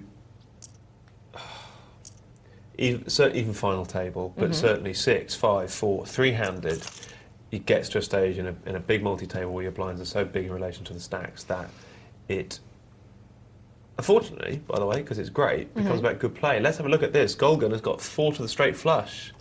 10 Jack Queen King of diamonds. Can he pull the ace of diamonds and do what I did last night in a fluky manner? Well, I'd say the probability is not very high. Well, there are 2 cards in the deck that can make him for him, and sort of 45 cards left to come. So he's at about 12.5 to 1 to make it. So it's not that low either. That's not that bad. Yeah. And he's already had the straight. So Which he wins won the it pot. for him. And I think he's been moved tables. It does look like he has. And now the moving of tables happens randomly. So it's not whether you're winning, whether you're losing, doesn't have anything to do with your chip stacks, in case anyone out there is wondering. It is absolutely random. Absolutely. Right, now through the matrix we go. We're going to leave the multi-table tournament for a little while. Oh, and to a different table here. Yes, here we have Albus Fawkes, who was a player who's caught my eye a few months ago now, actually. Stimulated a discussion about what Guy Fawkes' real first name was. And of course, it wasn't Albus, it was Guido. Well, no, because Albus Fawkes is a reference to Harry Potter. That's Albus Dumbledore, isn't it? Yes, but his phoenix was called Fawkes. Oh, really? Yeah, so there we go. There you are, you see. I think that's why we got a lot of emails at the time about Harry Potter, which I didn't understand. Ah, there, that would be it. Look at this, look at all these players. A lot of yellow chips. Quite a small pot, but I tell you what, it looks impressive. It really does. 10 Jack Queen King has 4 to Wow. flush, but Honey Doggy. Say it again. I can't without laughing. Oh, honey doggy, I like it. Still 4 to the straight, and still the 2 pairs, but look at that. 3 pairs, beaten by a straight. 3 pairs, of course, folks, for those who don't know, is not a poker hand. Brackets, not a poker hand. Oh. So, it doesn't count. So well done, Max. Did you get Max Headroom over in this country? I think we gave him to you, didn't we? Did you? I think so. Was he British? I'm fairly sure he's a British creation. Oh. Oh, well, thank you very much. Someone, appreciated. although he had an American accent, I'm fairly sure he was a British. But it's an American actor. It's based on an American actor. Don't come. You're not even American yourself. No, I know. I'm just saying, generally. Well, you know. Okay, you can have them. I don't care. You're doing that typical Canadian thing, aren't you? Of eschewing all things American until they're successful. No, I'm not saying I... Down there, they're gone crazy. God. But we produce Friends, do you know that? Or Michael J. Fox is Canadian, do you know that? Yeah, but we also have to claim people like Who else is Shania Canadian? Twain Yes. and Celine Dion and Captain Kirk. William Shatner. Is he Canadian? He is. Isn't One of the great comics of all time. He's brilliant in serial commercials. He's Isn't he fantastically funny? self-deprecating. With the bran and the bowel movements. It's ever so funny. Which one of the new young hot people? Is it Jake Gyllenhaal? Is he also Canadian? No. One of them is Canadian. One of the... Are they? Yeah. I don't know. Are there many hot young people in Canada? I must You have tell left for a me. reason, I'm thinking. When I was young, I left, anyways. I don't know. I imagine there are lots of Canadians out there.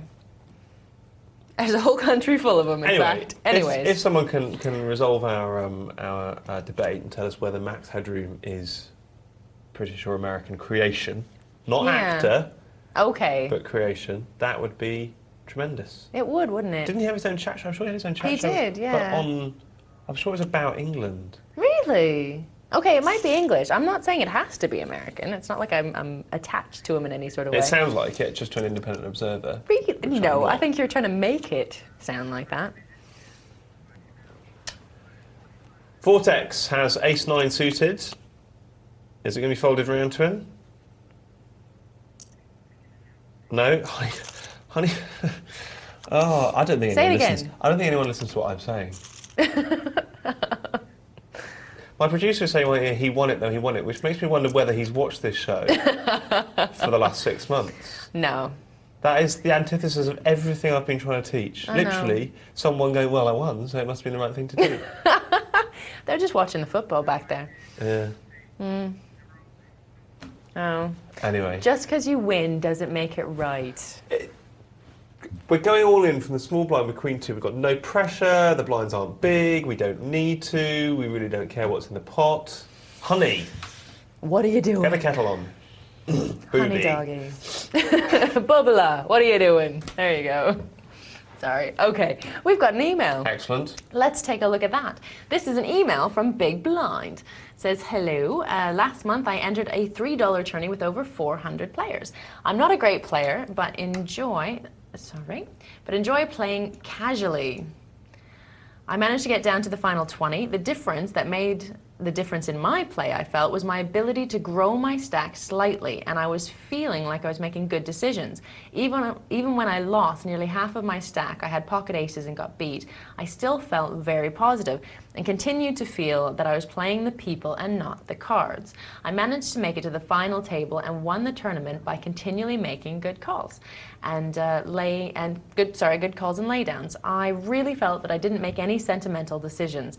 Whilst I have won a couple of single table tournaments since, I haven't really felt that same way in a game since. I love the show and I really think it's helping my game. Thanks. And that's from Big Blind.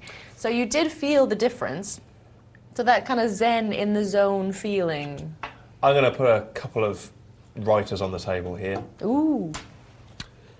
No, he's not one of them actually. Okay. Don't know if the table's sturdy enough. Are they big? Martin Seligman, in 2 books, Learned Optimism and Authentic Happiness, and a theoretician a word of whom I haven't read, called Bandura. But Bandura talks about a concept called, which is self-efficacy, sense of self-efficacy, which is your self-belief. What do you think you can do? Where's your mental thermostat turned to? And Martin Seligman is one of the, in fact, I think he is the founding father of the science of happiness. And he talks about self-belief being a very key component part of the triangle of happiness, which is pleasure, contribution and challenge. And I would maintain, Martin Seligman and a couple of other writers have done some fascinating studies that show that they've studied salespeople, and they've shown that the 10% of salespeople, as defined by their sense of own optimism and positivity, sell 88% more than the lowest 10% of salespeople, as defined by their own positive and optimism. A fascinating study shows that heart attack patients, of 96 patients they studied in longitudinal studies, the 15 of the 16 least positive, most pessimistic patients had died within 10 years. And during the same period, only 4 of the most positive patients had died within 10 years in the same period.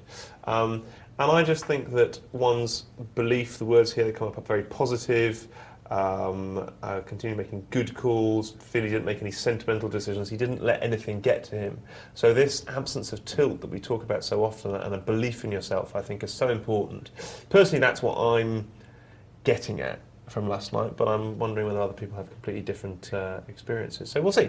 Okay. We'll see as emails come in. I do wonder as well, though, because if we're talking about probability, sometimes people relate them to probability when they're actually more relational. So 2 things can be related, for example, heart attacks and positivity, but they don't actually have a relationship of probability. They don't have to anyways, they might do, but perhaps someone who is more positive therefore also does something like they smoke less. And therefore, that's the probability. That's the relationship between the heart attacks and whatnot. They did a test once. They showed statistically there was a link between phones in Canada and cancer. Only in Canada, right? We have dodgy phones. It's true. Well, there you go. And who knows if it's who knows if one thing is causal is what I'm thinking. It doesn't have to be causal. It can be relational. To be honest with you, I don't think that detracts from the point. Okay. I think the fact that positive people smoke less is part and parcel of the same thing. No one's saying that just being positive is happy bubbles going through your blood is what keeps you alive. I wish. It's a positivity that you don't need, for example, tobacco is a drug Right. in order to get through life. Uh-huh. In fact, I think that's precisely what the results show. Okay. Yeah. Well, I think smoking I was using as an example, but not a good one, because that actually does relate directly to... But all sorts of things. You know, I'm sure positive people would get up and go out more often and get more fresh air in their lungs. Yeah. It's a whole lifestyle thing. It's not a new age kind of... no, I'm not dissing it at all. No, I don't think the reliance on third-party factors... I think it'd be fascinating to find out what they are, but wouldn't detract from the actual link between those third-party factors and the optimism. Okay. Although if we did know what the third-party factors were, then more people who weren't actually benefiting from the optimism alone would be benefiting from the other third-party factors. If we knew what they were, they could pursue that. Because personally, I'm not a typically happy person. I'm fairly cynical. I think I'm probably awfully pessimistic in a lot of ways, and most of my friends think I am. And, I haven't had a heart attack. It could be part of my age. That's what this study's showing. All right. I don't know, I may have missed the point. Well, maybe it's because you're sick. I am sick. Oh, it's so sad. Well, I'm feeling better. I'm glad you are, because I've got happy bubbles in my blood as well. It's good to have you here. Right, now if you do have any questions for Cass, put him to the test. Here's how you can do it. The text number is 62211. Or if you want to let us know about what puts happy bubbles in your blood and how you're feeling when you win a tournament, there it is, poker@pokernightlive.co.uk. Keep it legal. Oh, do please keep it legal. We won't be reading it out otherwise. No. We'll read it to ourselves and chuckle probably if they actually pass it on to us from the studio, from the gallery. There we go. Right now we have a 25-cent, 50-cent game we're going to go to now to take a look at. So let's go straight through the matrix.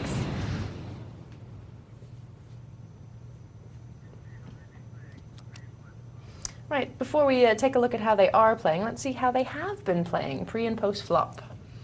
Give you a bit of information on some of the characters that we're about to see. Right now we've... Look at that, very cunning. What a waster, pretending to be a loose waster. Actually... incredibly tight. Tight little rock.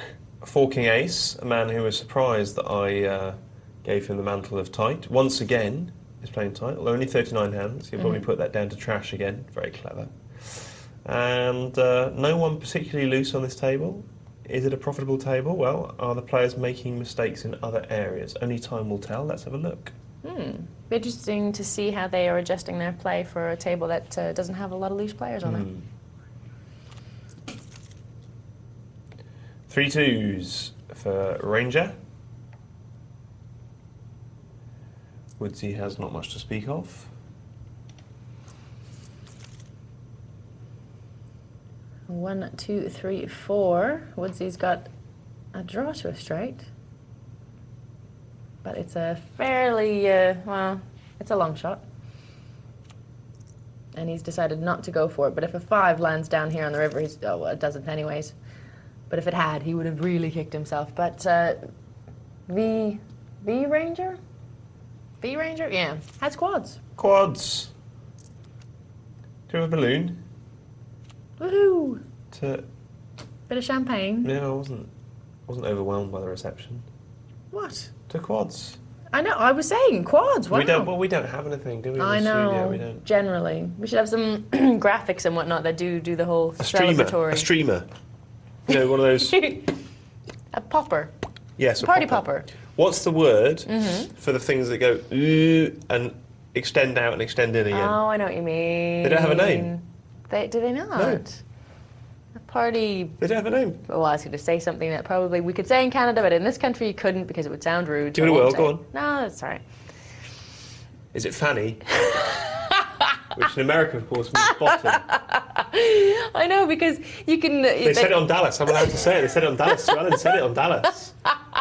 She said I can see their fannies. I know. And the bags that you wear on your bottom, and you call them a bum bag over here. Yes, fanny pack.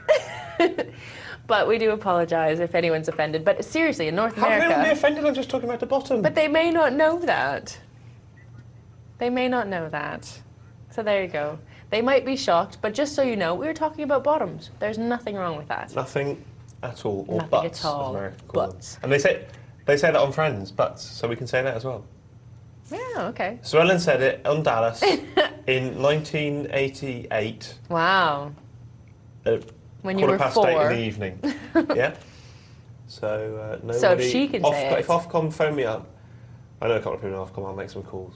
Oh, you know everyone. Yeah, don't worry about it. You're well connected. We're fine. If Sue Ellen said it, then we can say it, and we just meant bottoms, and there you go. That's all. Although the word pants still makes me chuckle. It always makes me chuckle. Because in Canada it means trousers. Now I've laid the ground. What were you going to say?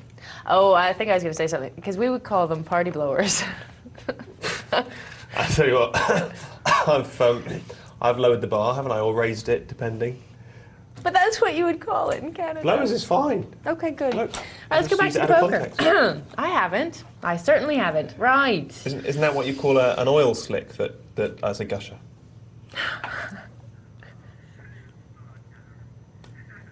That's an oil well that has popped. They've said it on Dallas. Wasn't Sue Ellen? I can't remember exactly when they said it. I'm sure they did. We do apologise for any offence caused in the last couple of minutes. All right? I'm fine. Thanks very much. I've got a little book of poker here. I'm going to read some sections out of it while we watch a bit of game. Yes. Okay, now it seems like a good time. It is, isn't it? To read this this section from the book. Chapter 83. It's Intuition in the Little Book of Poker by David Spanier. I feel like you should have a theme song that goes off now for like Cass's story of the day or something. Of the evening. I like it. And I believe that David Spanier, I don't know this for sure, but I believe that David Spanier used to play in what was called the weekly game with A. Alvarez and that's embarrassing. Tony Holden. Anthony Holden. I think they were all mates together, but whether they were or whether they weren't, it's a fantastic book. So, Intuition. I knew I should have called that hand, Jack swore. It was 7 card stud, and the player across the table had bluffed the pot on an open pair against Jack's higher concealed pair. Always trust your intuition, he wailed. Was he right? Yes, mostly. Intuition at poker and other games is not the same thing as precognition. Contrary to what many gamblers feel, there is no rational basis for precognition, the idea that you can somehow sense what number is going to come up on the next roll. Well, I discussed this actually a couple of nights ago and put forward an interesting perspective on that. My own problem with roulette, for instance, is that I do not prefer one number over any other. That's not his problem. That's great, because that means he doesn't play roulette, which is a losing game, so I don't know what David's worried about. Intuition at cards is different. It's an instinctive mental process based on pattern recognition. It happens when a player picks up some signal, a word or gesture or movement from an opponent which tells him something that's going on, beyond his ordinary conscious perception of the play. A parallel in football is the reflex save by a goalkeeper when somehow he gets to a shot which seems to defy the laws of gravity. In a high-low game the other night, which we jokingly called Terror Without Mercy, 5 cards in hand plus 8 cards dealt face up in common, I made a perfect low 6, 4, 3, 2 ace, and also a low full house. One opponent kept calling. I sensed in a way that I could not put into words that he wanted to play the hand to the end, that he had something good down there. It was a perfectly valid intuition, deduced from his manner or voice or whatever. I should simply have declared low for half the pot, but I got greedy and went both ways. He had a higher full house, which scooped the whole pot.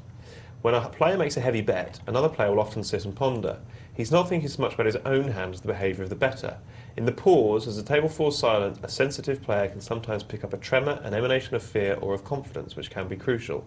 Such a signal may be misread, but as a rule, it's a good idea to trust these not quite extrasensory perceptions. And that formed one of my, not that essay, but that essence formed one of my greatest learning experiences from poker, not least that I've taken into the world outside. But it's something that when you play day in, day out, and you become very immersed in the ebb and flow of the game, it becomes very, very clear to you. It sort of, it envelops you, really, that there is something inside you that knows something that the rest of you doesn't. And I guess what I'm getting at is the fact that when we win tournaments, there's very few people who've won tournaments, not just on tilt, but stressed or anxious or without a belief and a calmness that takes them through it. And I think that's what leads to the ability to tap that great store of information.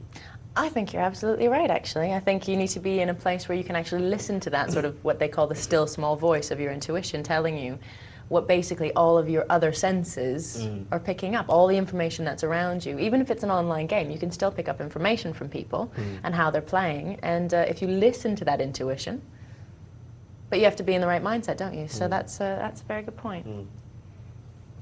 I like it. We've got some fantastic emails coming through, folks. We do. Do keep emailing us with all your tournament stories and thoughts. Some great stuff. 62211 on the texts, or poker@PokerNightLive on the emails. Yeah, do let us know how you feel. Do you feel that sort of in the zone type of feeling when you're winning at a tournament, even when you're winning at a cash game? Is it that same sort of thing? Do you know that you are playing the best poker that you could possibly play? Are you quite certain about it? Do you feel good about the times that you may lose a hand even if you've played well? Because as we saw before the break, I think it was, or maybe it was just after, if someone plays a hand and they don't play it terribly well, but they still win, I mean, I don't know, are you proud of that still? Or do you think, maybe I should have played that a bit differently, even though you won the hand? It's all about getting better, I suppose, as well. It's about using poker as a learning tool. Everything's a bit of a learning curve.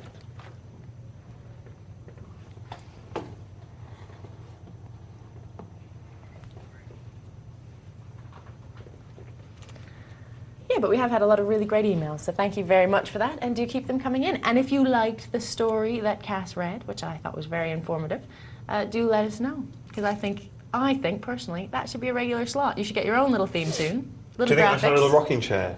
You know what? I'll wear my cardigan. Did you see the show with my cardigan? No, but I tried like to the bring idea. a little bit of, I don't know what Old it was, world really. class. Yeah. Yeah. Old folk class. Old fogey class. I could rock back and forwards on my rocking chair, and I could say, "It's Caspar's story time." Jessie May would put it in.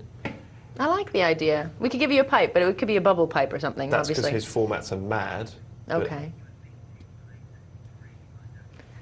Well, I think it's a great idea. Thank you. I don't think it's mad at all.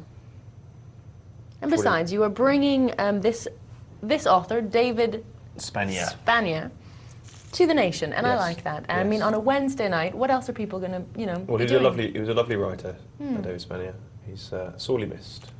I think I'm going to have to take a look and see if I can get this book, because I quite like that story. It's nice. There's lots actually of very thought-provoking stuff. It's quite like the show actually, in the sense of it's lots of different thoughts sort of just thrown together, really. In kind of a narrative sense, though, which is nice for people. If you're reading a lot of poker books, sometimes they can be very heavy on probability, some of them, they can be very mathematical. It's nice to read something with a bit of narrative to it, I think. Yeah. Bit of narrative flow. Right, so back to the 25-cent, 50-cent game. Here we are. Ace-Jack for What a Waster. Now he's in second position. I was talking earlier on about my little change of heart with Ace-Jack, if you can call it that. I'm going to sneeze now. Uh-oh. Turn away. No. Look at the light. Bless you. And the nation said it as well. Oh, bless you, Cass. Do you know what? I'm ill. Are you really? Yes. You hide it so well. I thought I'd just come clean now. I'm glad you did, because now I understand. Yeah, not feeling And well. I feel even more proud of you for making such a Herculean effort. Thank you. Oh, Thank his you. eyes are watering. You can't see that at home. No. But It's hard to see here. 6, 7, 8, 9 for V Ranger. 4 to the straight. Bets out. Semi-bluff takes it. He was actually second to the king at the time. But that's something I remember striking me when I first watched Poker Night Live from Did up it here in hurt? the blimp.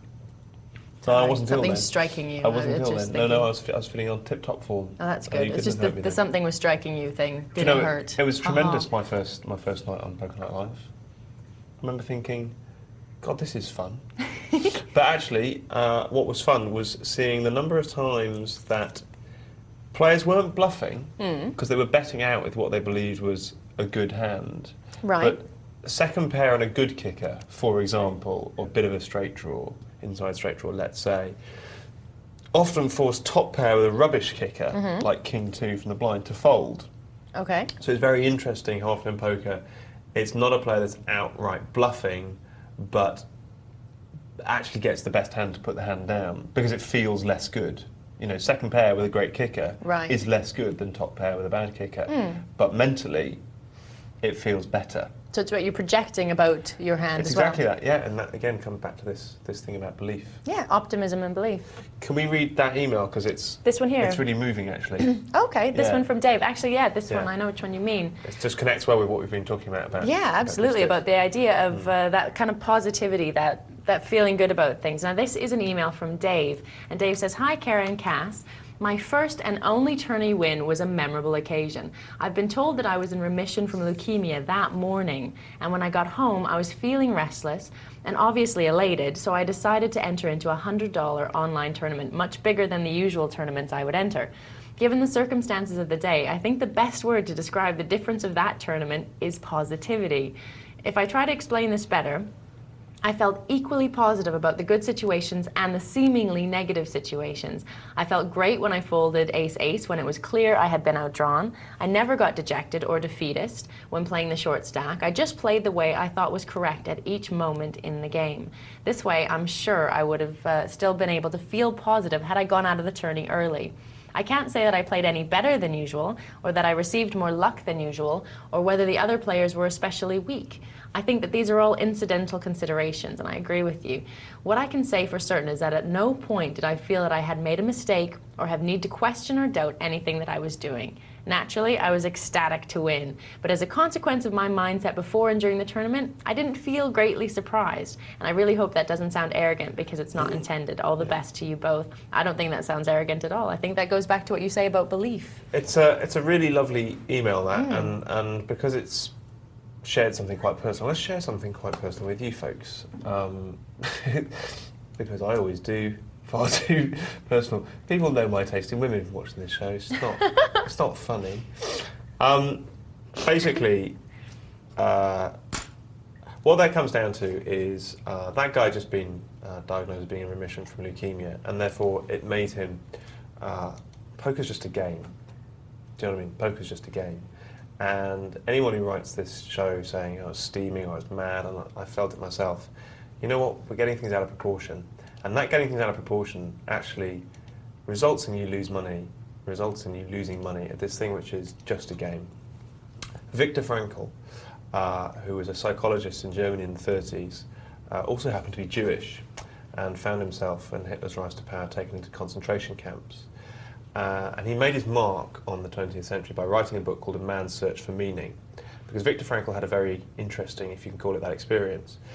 The theories that he was working on in the 30s and before that, he actually had a chance to experience live. And the book A Man's Search for Meaning, the principal tenet of it is that life means whatever you want it to mean, because between our sensory experiences and our emotions is our ability to decide. And Viktor Frankl is able to state that more clearly than most other writers who write a book, because he lived through the concentration camps and he felt it not only in himself, but he saw it in his comrades in that environment. And he said it didn't matter what the Nazis did to them. It was horrible, it was despicable, it's the things that we can't even imagine in our worst nightmares, but they couldn't take away our ability to decide how we were going to feel. Now, if they can feel that way about what the Nazis did to them, we can feel however we want to when we're outdrawn by a couple of cards. And that's really important to remember, folks. It's really, really important to remember. Not just as a lesson to life, but as a way to improve our poker. Yeah, I think absolutely true. It is just a game. There's a lot you can learn about poker and relate to your own life. But you're right, it's just a game, and there's a lot of very important things that we should remember, and that is one of them. And I think we should go straight back to the game, because I don't think we can follow that with another email. Okay, let's do that. Right, and thank you very much to Dave who did send in that email. It's a great story. It's a great story.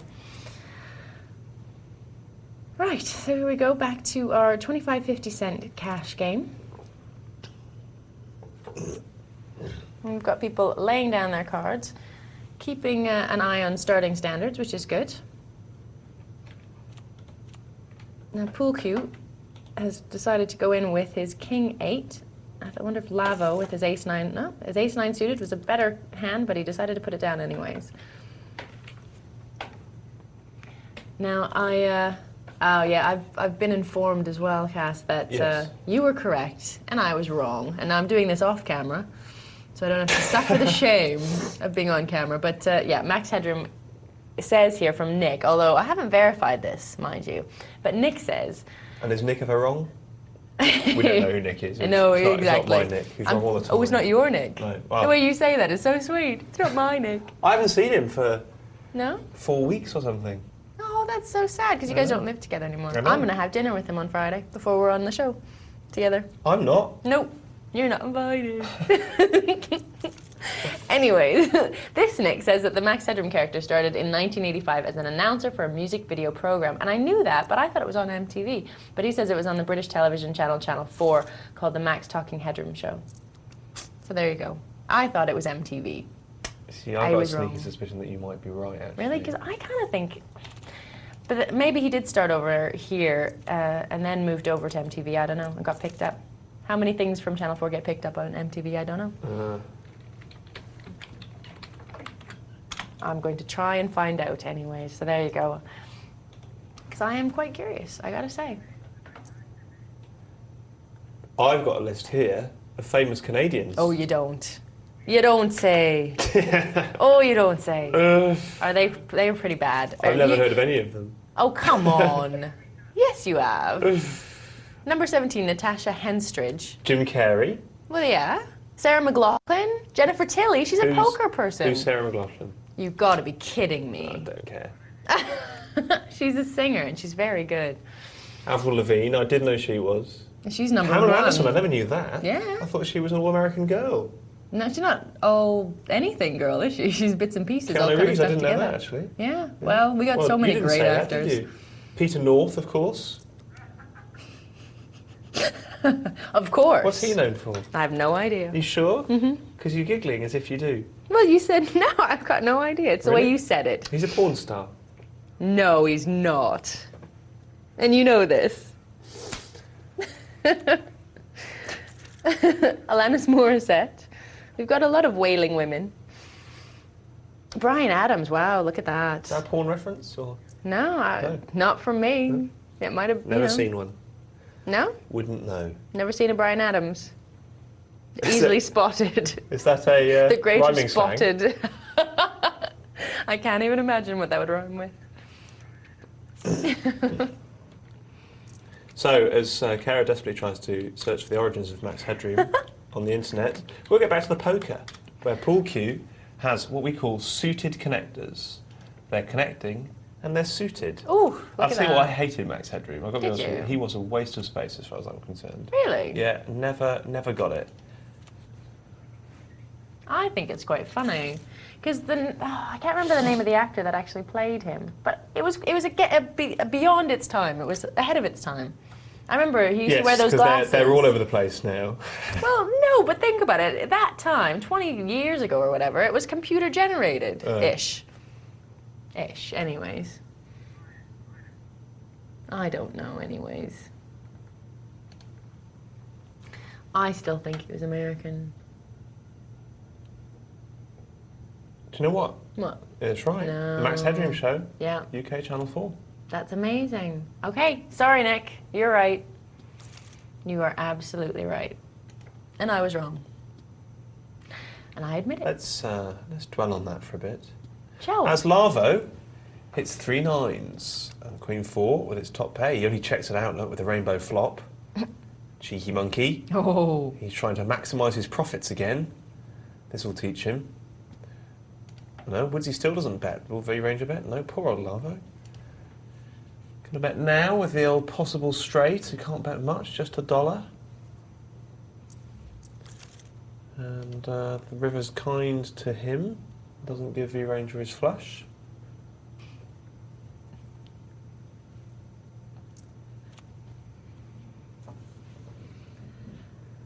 And Woodsy check raises him. Oh no, does it? No, he's betting out, sorry. That's what comes with looking away from the screen. Don't do that, Caspar. Woodsy bets Focusing. out. Which is... I mean, no scare cards are fallen, I assume, for Woodsy, but... River Principle and all of that. Mm-hmm. You know. Mm-hmm. We have talked about the river principle before on this show. Yeah, probably not the best bet in the world, but... by no means the worst.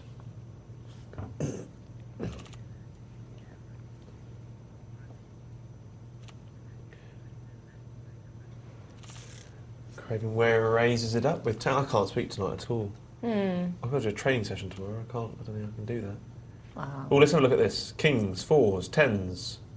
Oof. Ace Jack suited, Jack 9 suited. It's a party where everyone's got 2 cards. Oof. Which is unusual, isn't it? Barney Blackman once described 11-handed poker. All right. I was going to say that's unusual for Texas Hold'em. Everyone's always got 2 cards. I don't know what you're talking about. They don't always have a party. Craven raises it up. A pair of 4s says, I'll have enough of that. 10's cool. Does Woods in his heart of hearts think that he's beaten? Craven bets 30 into a pot of 21. Doesn't want to run the risk of that ace coming. How does Woodsy feel about it? He's calling. Now, Craven won't want to see that, but it doesn't matter. They're on the backs, and Craven has won. Nice pots. Nice pot for Craven. Absolutely, that's the way to do it. That is the way to do it. Now, that is the way internet poker goes, but this is a show about poker in, well, its general forms. Texas Hold'em doesn't have to be internet poker. I've got a question about live poker for you. Okay. Shall we go to that? Right, then. This is from Tom in Sweden, because we are an international show. It says, hi, guys. I love the show, with the big emphasis on the love. I wonder if Caspar could give his top tips for tournament play, perhaps adapted to a live tournament with 40 people and a £40 buy-in, freeze out. Going to play this style tournament soon, and the players are guys who have played a couple of years, as I have, online. I've only played 2 live tourneys with the same setup, and played very tight, made it to the money the first time, and went out as number 8 the second time. But this time, I want to win it all. I've managed to loosen up my game in the early stage since then. Very thankful for any tips. So, how adapt your tips for live play now? It's very simple. Here's the big change. The big change is you're playing very, very tight, and the one thing you need to introduce is some sort of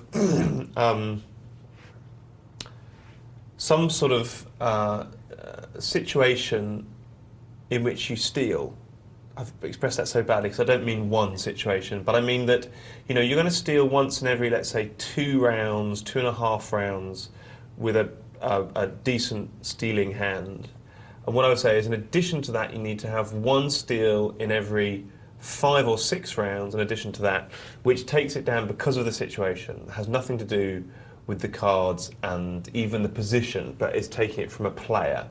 And the difference is in live play is that you can use that extra component of body language to decide which player you take it from. So some players will just have a sort of a losing body language, some players will look weak. You can use staring at players to elicit information from people. Broadly speaking, it's a dangerous tell, this one, to be completely honest, but if they look at you for a bit, like they're trying to stand up to you, and then they look away a little bit uncomfortable, that tends to mean they're bluffing. Whereas if they don't care where they look and they look at you for a bit, and you know they're kind of quite loose body language, then they'll tend to have it. Basically speaking, if someone's relaxed and they've got a hand, and if someone's tense, trying to suppress all body action, then they don't have a hand. But the key thing is if you're playing tight and you're making the money, that's absolutely great. So what you need to do is just add a tiny additional fraction of stealing money to stay alive. That's all it is. It's really tiny. It's a tiny adjustment, and it's not about the cards. It's not about loosening up with slightly less good cards. It's about playing your really tight game with the cards and then adding in an adjustment for situation. Okay, so it's adding in a call after an early caller. It's adding in and taking it on the flop with position. It's adding in a call of a raise sometimes if it's a small raise, and then taking it on the flop with position. It's adding in, if you get 2 to 3 callers, it's about adding in an all-in from the button. It's about picking those moments, particularly, I mean, only really bad players will call an all-in if all they've done is call before the flop, really genuinely. So that's a powerful move, but it only works once, maybe twice in the course of a whole evening if it's up to 6 hours. But those are the plays that you want to make, risking small amounts and trying to take big amounts. It's about stealing. Tournaments are stolen, not won. Hope that helps. Use the body language which we discussed on other nights, and I'll give you a couple of tells tonight if you want as well, to pick your moments in a live game. Excellent. We have another email here, and it reminds me a lot of something that you got last night, actually, on the show, because I was watching you guys talking about this last night about bots. Not me. No? Or was that a repeat? I was watching it today. Oh, was it Nick? Sorry. You know what? You guys are interchangeable.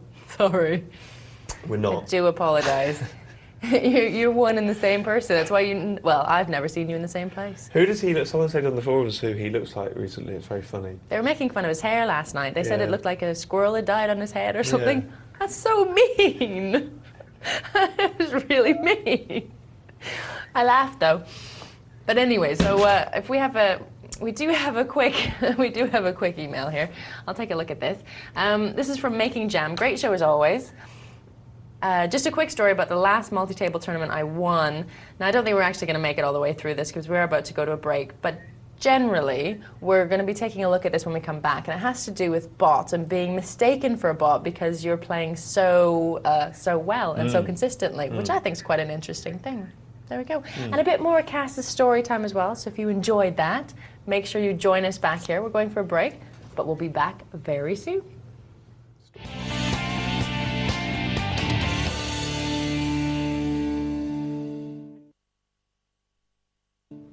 Hello and welcome back to Poker Night Live. This is the second half of our show. We've already had story time. We've had funny moments. We've had touching moments. It's been serious. It's been hilarious. Really, if you've not been here, where have you been? Because you missed so much. It has been.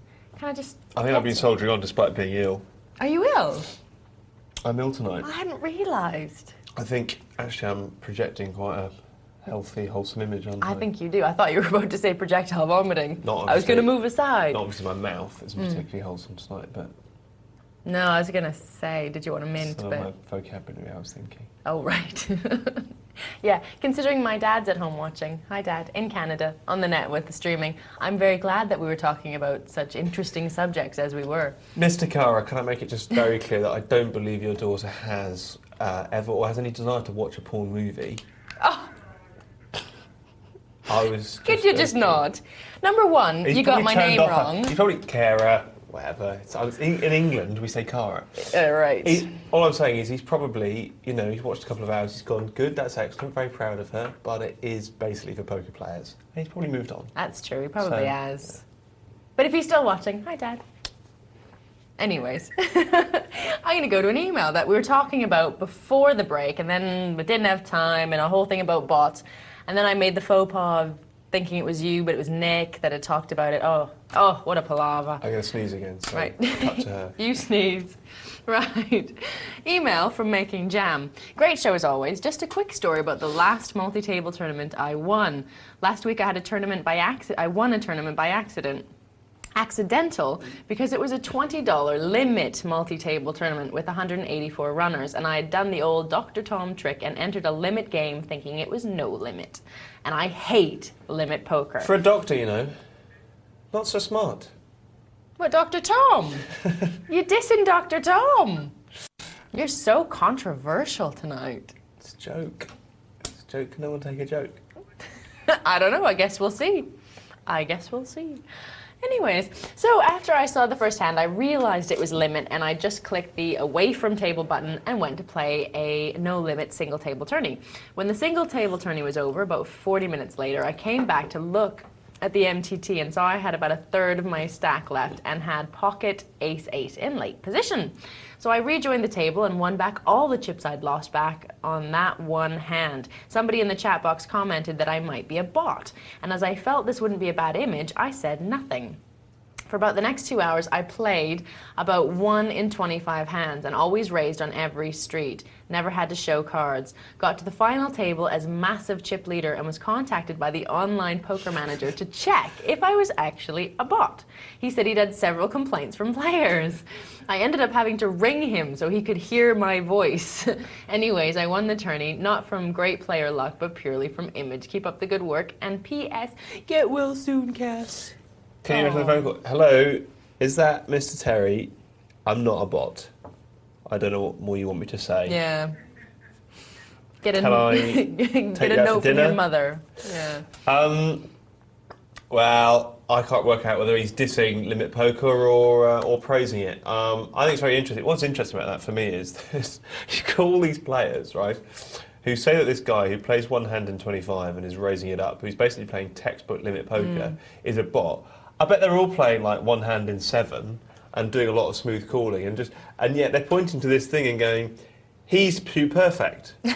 He must be a bot. And not one of them's going, hang on, he's doing something completely different to what I'm doing. And he's winning. And yeah, he's winning, and we're all saying he's a bot, which means a computer program designed just to win, and yet we're doing something completely different, which I think says everything I've been saying tonight about, basically, poker is about doing what you know you should do, not doing what you're kind of doing at the moment a bit better.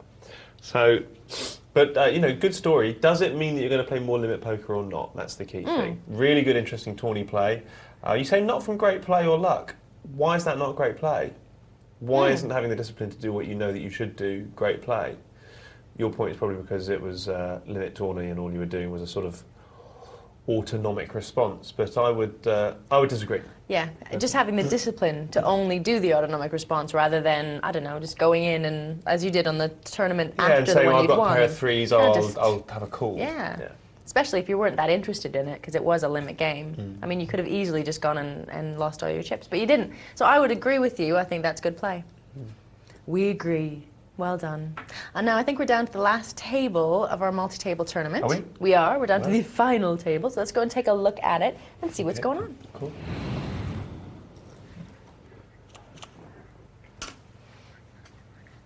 There we go. We have a full table for our final table at the multi-table tournament. Pinago, Fountain, Corydine, Eunuch, Golgan, Larplarplarg. I love the name. That's great. Thanks very much for that. And Ace, Hitters, and Great K. And that is our final table. Now, obviously, the chip leader here looks to be, it is a kind of a toss-up now between Ace, Hitters, and Larplarplarplar. And they're doing very well. They've got around 60,000, 66,000 each. And the smallest stack is down to Golgan, who's got a lowly 13,000. But you can never count anyone out. He's still got 10 times the big blind, just over 10 times the big blind. So he's still in with a shout. And Albus Fawkes, the aforementioned, unfortunately went out in 16th place. Oh. And it's either of those two players that we were looking at who were our big blinds, at the big stacks at the time. I don't think either of them are here, are they? No, I can't remember their names off the top of my head, but... it doesn't look familiar to me. No, and there was some quite dodgy play, and of course it is perfectly possible to be the chip leader after the early stages, playing very poorly indeed. Not saying that necessarily you have, but very possible.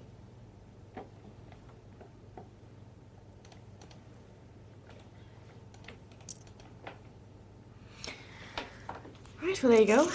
Larplarplar with his king ace wins that pot against Ace Hitter with his 6 ace.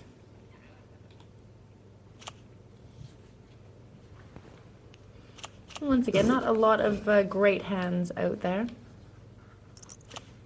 A little bit of a difference in the final stages, in the final table of a multi-table tournament. People are going to be playing a bit differently in terms of their strategy. And there you go, Ace Hitters has a pair of 10s up against Eunuch with his ace 5. Which, if he does hit his 7 at some point, will have a straight. Not such a bad hand to have against Ace Hitter's double 10. But he's decided not to go for it, not to take the chance. But he's up against a much bigger stack there as well. Now I've got a little story here. Do ya? Oh, good. It's a very interesting story. And when I first read this book, I didn't know who the hero was, but it's Stuart Rubin, who, unless I'm going a bit mad, is a writer of books, along with Bob Chiafoni, wrote a great book called Pot Limit and No Limit Hold'em. And so the story goes like this. It's called A Fiver Saved. Now, I'm reading this out, folks, because I'm wondering if you have any opinions on it, thoughts or feelings. Stuart Reuben, who has a reputation as one of the sharpest players around town, made a witty play the other night. In a £2,000 pot, he declined to call, let me just say that again, in a £2,000 pot, he declined to call the showdown for a mere fiver. The game was Irish, which is a souped-up version of Texas Hold'em, much favoured by players for its fast action.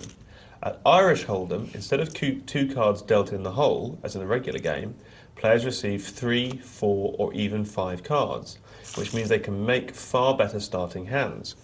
After the flop, the first 3 up cards dealt in common, the players then discard their additional hole cards, keeping just 2 in the hand, as usual. The Irish player Colette Doherty told me that Irish was named after a bright idea by her son Peter.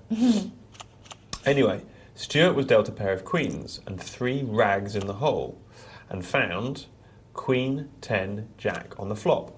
Only one other player bet. Naturally, Stuart threw away the 3 low cards and kept the queens. So he's got a pair of queens in the hole with Queen, Jack, 10 on board. And the next card is an ace. Queen, Jack, 10, ace on board. Okay, and he's got 3 queens. Now, if this opponent has a king in the hole, if his opponent has a king in the hole, probably with an ace, which is more or less certain when he bets, Stuart is beaten. But Stuart has 9 outs, cards which can win for him. He can improve to a full house. There are 3 jacks, 3 tens and 2 aces left in the deck, any one of which may fall on the 5th up card. And of course, the case queen for 4 of a kind, plus 3 chances of catching a king, which would make him a high straight to share the pot. So when his opponent bet £500 into a £1,000 pot, Stuart calls him. A further point in his calculations was that the other player had read him for a straight 2. So if a pair did happen to flop on the last up card, Stuart would almost certainly get called when he bet, winning a really big pot. But the final up card was no help, a 6, at which point the man tossed in a £5 chip, equivalent to saying, all right, we've both got a high straight, let's split the pot. At which point Stuart looked at the last fiver and folded.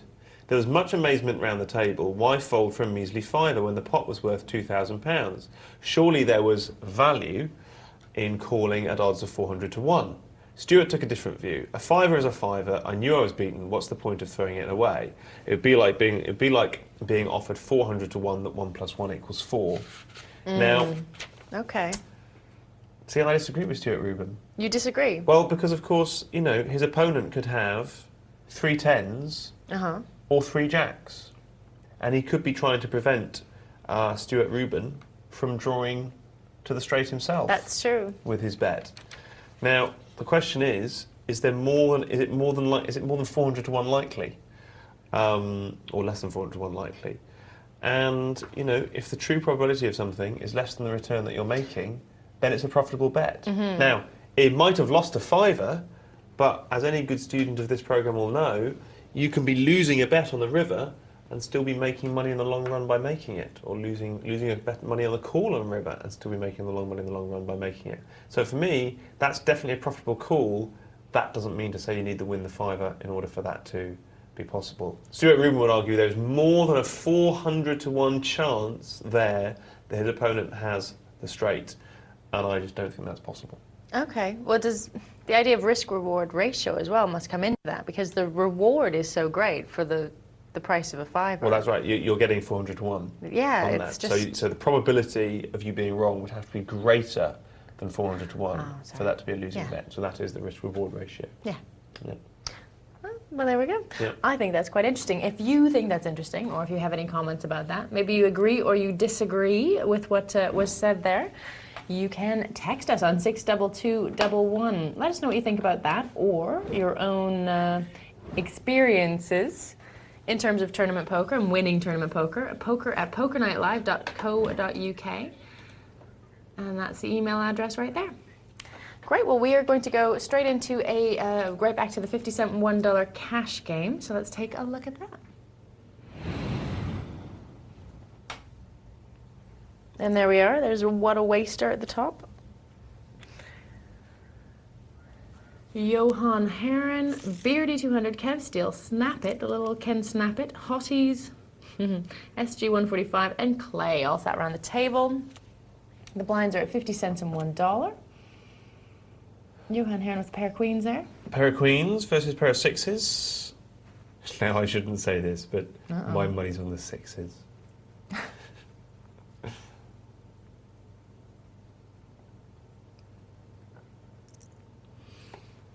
going to obviously come back and take a look at the multi-table tournament a little later, so don't worry. We're not going to leave you hanging as to who wins that. But as we're waiting for it to wind itself down a little farther, we're going to take a look at some of these cash games as well. Right, so it has come head-to-head now. Johan Heron with his pair of queens against What a Waster with a pair of sixes. Let's see. Oh, no 9 came down on. Let's see, 9, 10, jack, queen. No, not quite enough. There you go.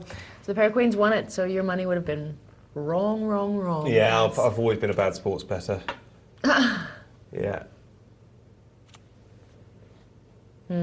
Sentimental, you see. Yeah, I love the a underdog. nag. Yeah. Or an underdog. Is that where the phrase comes from, I wonder? From, what do you mean? Greyhounds. Oh, right. At the dogs. Yeah, fair enough. I think it might do, yeah. The underdog. Or does it come from the cartoon character? Underdog? Which we've never had in this country. I only know about it because Friends. Really? Yeah. Doesn't he wears his pants as like superhero costume, doesn't he? Underdog. Sounds like Hong Kong Phooey. Yeah, it does a bit, doesn't it? Yeah, I didn't see Hong Kong Phooey until coming over here, really, which is odd. Loved Hong Kong Phooey as a kid. Yeah. He used to jump into the top drawer. Oh. And he would come out in the bottom drawer. That's amazing. It was amazing. But I think his sidekick used to have to bash the drawer. I can't remember. Who's Hong Kong Phooey's sidekick? Oh, he's thinking hard. Robbins. You're not thinking now, are you? It looks... What was Hong Kong Phooey's sidekick, folks? Yeah. We all remember, it came just before Why Don't You? Do you remember when a group of kids from Northern Ireland told us what to do with a fence? Really? What did they say you should do with your fence? Turn it into a crossword puzzle. Wow. Those are some nifty kids.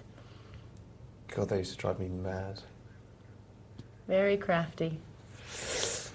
Ace 3, which is rubbish, really, Ken, but it's paying off for you here, and there's nothing wrong with that. Ken would say, I'm on the button, I'm suited. And I would say, fair enough. And our producer is telling me that Hong Kong Phooey's sidekick was called Spot the Cat. I don't know about that. Is it really? Of course, see, I didn't grow up with it. I didn't grow up with it. He wore a sheriff's badge, didn't he? I thought. He wore a yeah, Kung now Fu I mask, can see him. Oh, like did an he? eye mask, yeah. Was he a raccoon? Tied, but he looked like a raccoon, yeah, he had black eyes. When he wore the mask, obviously. Well, obviously.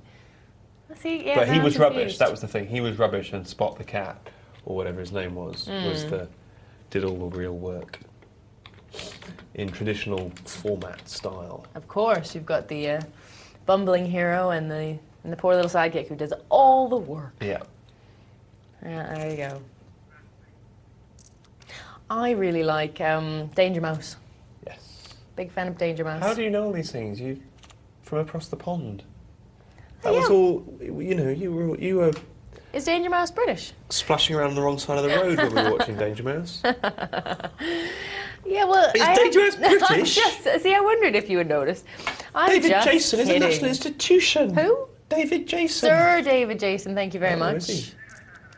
See, I do know who you're talking about. Ha-ha.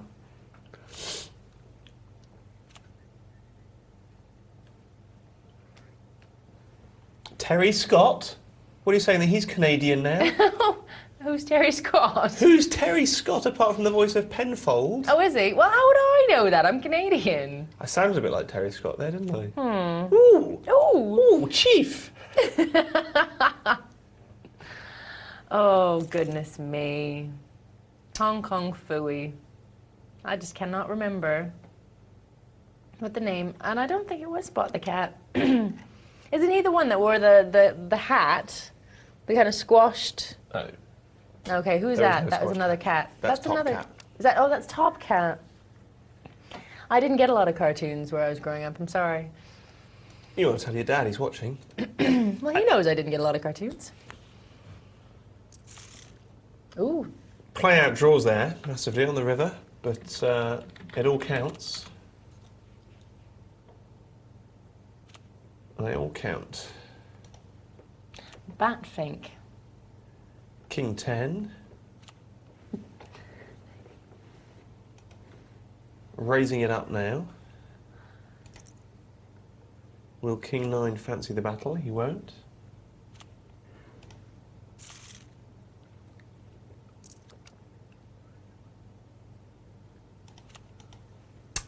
Here's an interesting hand playing out. Ace King versus a pair of sixes versus Ace King versus Ace Jack suited. First Ace King raises it up. Would you call if you had sixes here, folks, now? Would you call if you had sixes?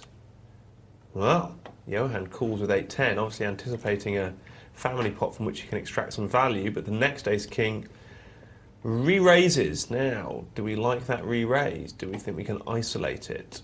Or do we want to establish dominance before the flop? We've only got Ace King, remember. We've got a raiser and a caller. If we just had one raiser, then I absolutely would advocate the re-raise. It's Johan Haran's call that would be worrying me. And we've got a re-raise. Now we've got a bet, a call, a raise, and a third raise. Now, is it correct for the Ace King to call here? Well, we know that it is because he's up against another Ace King. But is that the would kind you of do bet it that I with would... an Ace King? Well, I would sometimes put that down, I have to be honest. That's Yeah, a question that I've asked. And it would depend on Beardy, but if Beardy were a rock-solid player, which I'm kind of getting the impression that he's not, but I don't mean any offence to him with that, then I'm certainly capable of putting it down. I've only put 15 in the pot at that point, and I've kind of got all the information I need. Excuse me.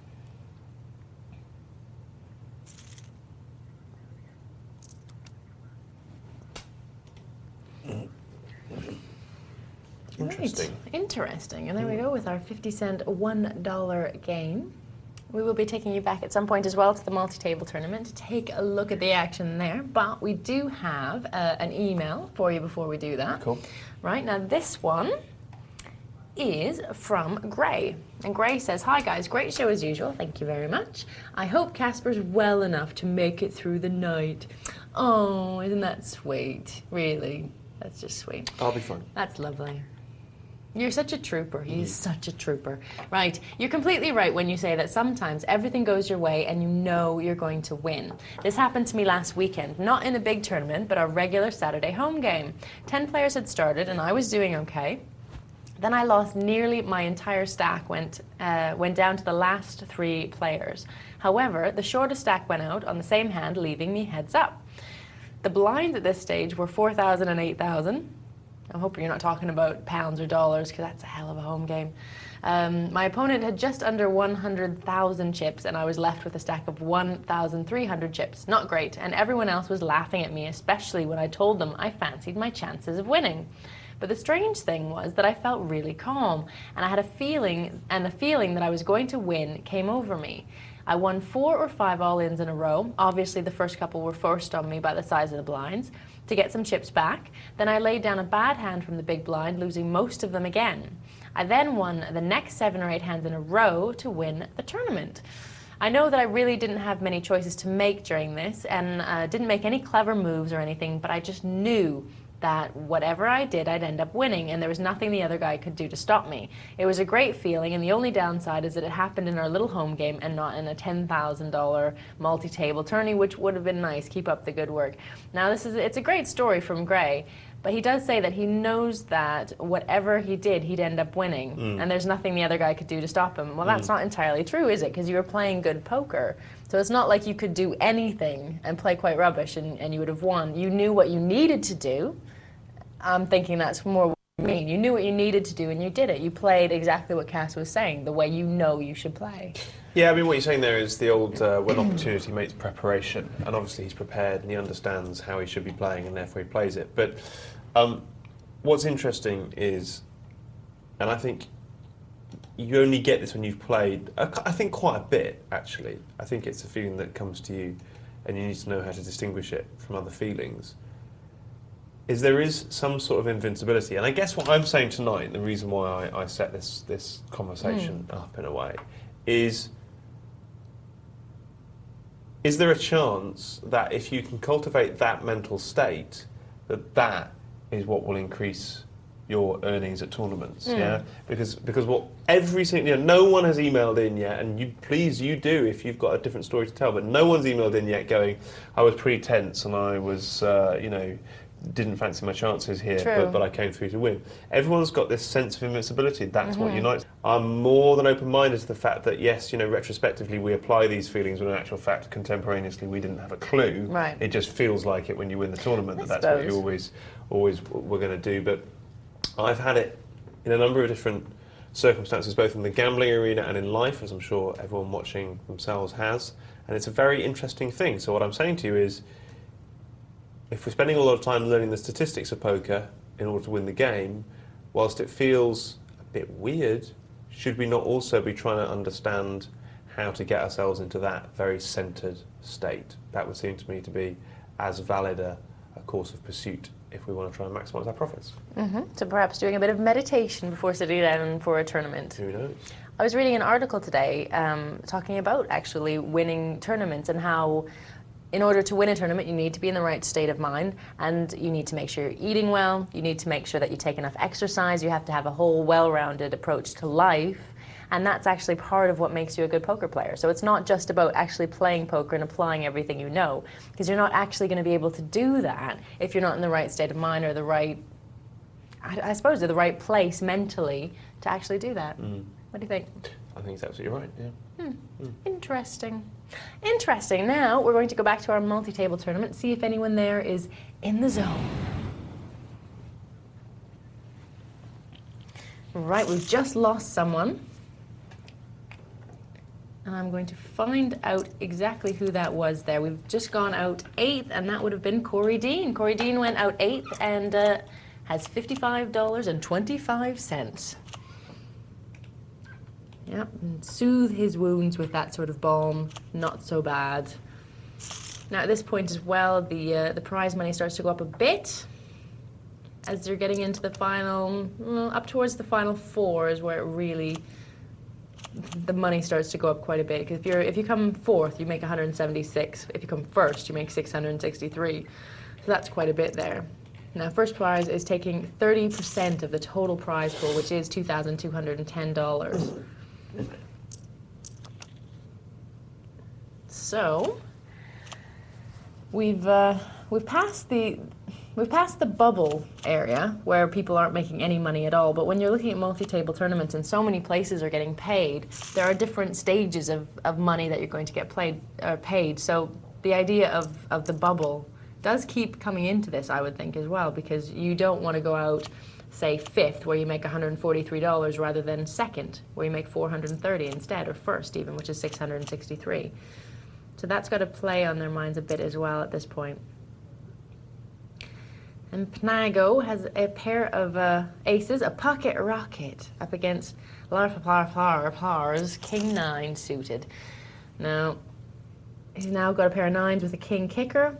Still not enough to go over the top of the aces. And Pnago doesn't want to even know, so he goes all in. Oh, and he loses, and we say goodbye to another player. It's very unfortunate. That was very unfortunate. A pair of kings and a pair of 9s for Lar. Yeah, that was something else. Didn't have aces or kings all night yesterday. Did you not? No. Seriously? Yep. Wow. And I think I benefited from that. Yeah, so you weren't tempted to hold on to cards that perhaps weren't good hands for you? Exactly. I made betting decisions based on other things than cards the whole night. Not exclusively. Had jacks a couple of times, but just people folded to me. So what hands were you winning with? I'm just curious, because we were looking at the tournament stats before. Most of my wins were not laydowns. Okay. Most of my wins were not laydowns. People were just folding to you? A couple, and literally just a couple of hands from big blinds, and some serious, some solid. I think I had trips twice in the first sort of 4.5 hours. But it was that and no losses. Right. It was a combination of those two things. Now, Great K has got ace-king suited in the small blind here, and the ace-queen has just called, which gives Great K some better options. He wants to close it down here and now, and Golgan pushes in over the top of him, but that is a call because of the size of Great K's stack, and they hold up, which is lovely, and doesn't always happen.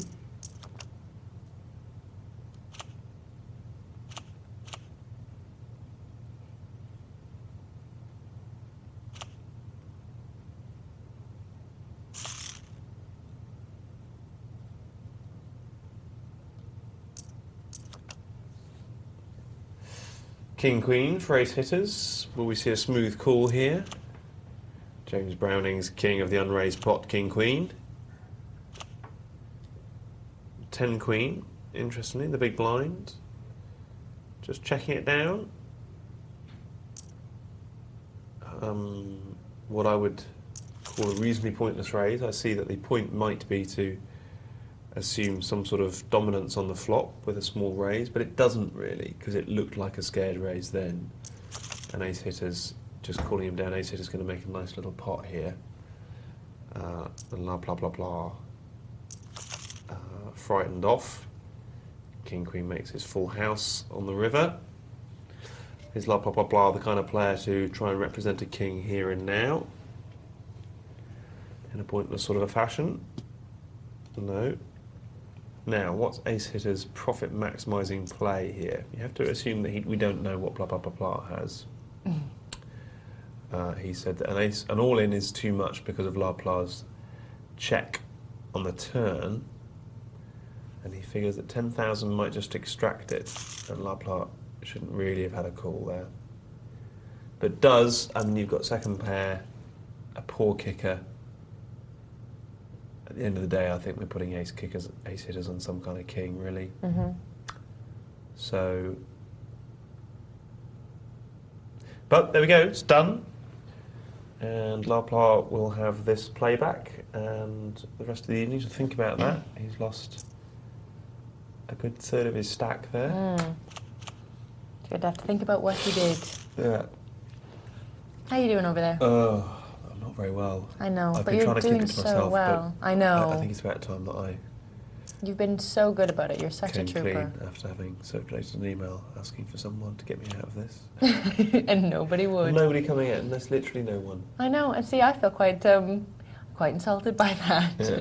To be honest, you send around an email saying, "Does someone want to work for me because I'm sick, but they'd have to work with Kara?" I did say. And nobody wants to do it. Yeah. I even asked Nick Wealthall personally, and he said he was too busy. It's very sad, really. But yet, you not only come, you come prepared and professional, not even just with poker knowledge, but with story time and everything, and I like it. Yeah. But nobody's actually said anything about your story time. No, they haven't. Have they? I'm really surprised, actually. I think it's a great thing, and I think it should be a regular cast feature. But How no about one the said. £5 story, folks? Stuart Rubin not calling £5 into a pot of 2,000, Yeah. 400 to 1. People quite relaxed about it, obviously. I guess they are. Maybe it being a Wednesday, they feel that they have other things on their mind, but I don't know what that would be. Me. Come on, people. Let us know what you think about that whole thing. Saving a $5? Would you have saved the $5? I gotta be honest, I'd have put the $5 in at that point. Although I'm not such a great person to follow for decisions like that. But still. And you would have put the $5 in, Kath? Without a doubt. Yeah. Yeah. Oh, there you go. Because I only have to win that, once in every 100, Yeah, to 200, make it worthwhile. 300 times, and I'm still making money on that $5. So yeah, categorically. There you go. Well, we're down to the final 5 here in our multi-table tournament. Gulgan went out in 6th place, took home $110. And now we need to see who's going to go out in 5th place.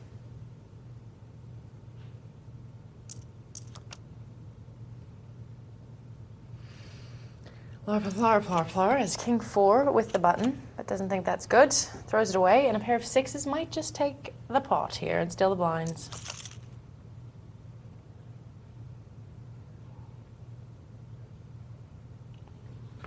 Unless Fountain is entirely too lucky and manages a fantastic draw here. wisely does not wait to see what happens.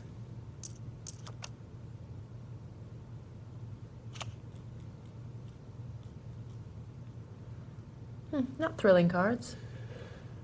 No, but it's always ebbs and flows with a multi-table. You never know what's going to come out next.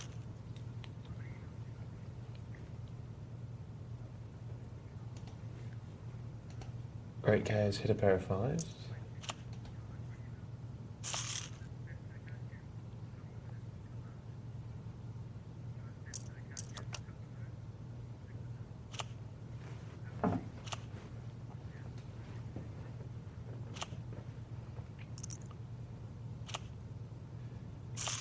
Fountain raises from the small blind there, but, we are only 5-handed at this time, folks. Only 5-handed, and that does change the Caspar theorem slightly.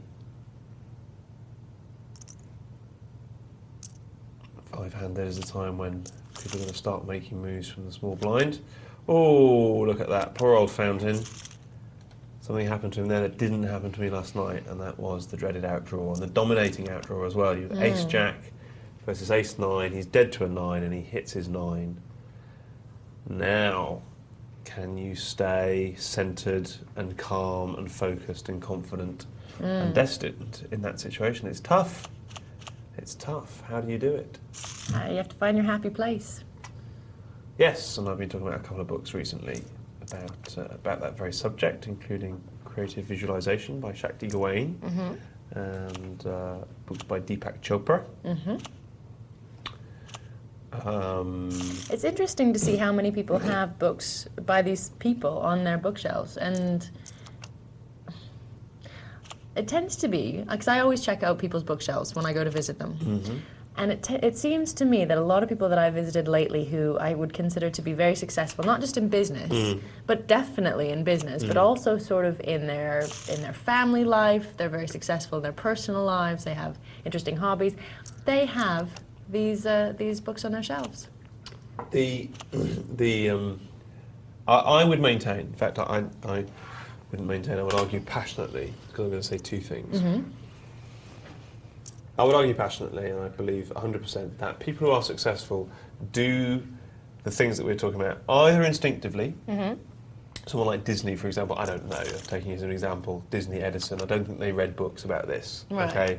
I don't think they're even told by their friends. I think a combination of nature and nurture, and let's not get into that debate, conspired to create people who were very particular kinds. Oops, poor old Fountain. Oh, again, say goodbye. The outdraw. Oh, Fountain's had 2 in a row there. Horrible situation. Ouch. Bad luck, Fountain. All we can say is it's a long-run game, and mate, you played well to get here, and if you carry on putting your money in with the best hand, as tough as it seems right now, mate, you will make money in the long run in poker. So well done. So yeah, I think some people like that do a lot of these things naturally. Right. And other people, and I would maintain that a very large number of the kind of people that you're talking about, the people whose houses you can walk into, who are doing fairly well in life, like you said, a lot of different areas. What's interesting is, I tell you what, if they leave books on their bookshelves for people to see when they walk in the house, they're doing quite well, because a lot of people do not talk about this. Really? Yeah, they do not talk about, a course they might have done, or a book they might have picked up, or something that a friend might have recommended. They sort of feel, I don't know, there's a perception that they feel that it's maybe a bit weird, or even in the worst case scenario, sort of cheating. Do you know what I mean? That people who really make it didn't learn it from a book. They did this stuff anyway, and that's not true. No, it's certainly not true. There are things that you can do to improve your chances of all of these things. So that's the kind of thing that I'm trying to just nudge us in the direction of in this show. Some people would laugh at the words nudge and say, Caspar, you're smashing us over the head with a television set. I'll do a bit of both. Well, you do. Yeah. You nudge in a vigorous way. Yeah. And I think it's quite fair. And you've nudged Nick so much, Nick Waltho, that he started nudging me in creative visualization. He emails me and says, have you tried creative visualization, Cara? I've been trying to sell my flat. It's not worked. He thinks that might help. I don't know. The mad hippie. Oh, I tell you. The mad hippie with that long hair. With that long, mad hair. Dead skunk on his head. Anyways, we've got an email here from Drelda. Drelda says, "Hi Cass and Cara. When I first wandered into online poker in mid-2004, my entire poker experience was having watched a few episodes of late night poker. I had no idea what I was doing, but I sat down at a $30 sit and go and got lucky and won it. Now this is a great story. I think this is very funny. When I tried to work out what I'd won, it turned out I'd won a ticket to a $300 buy-in multiplayer tourney the site runs once a month.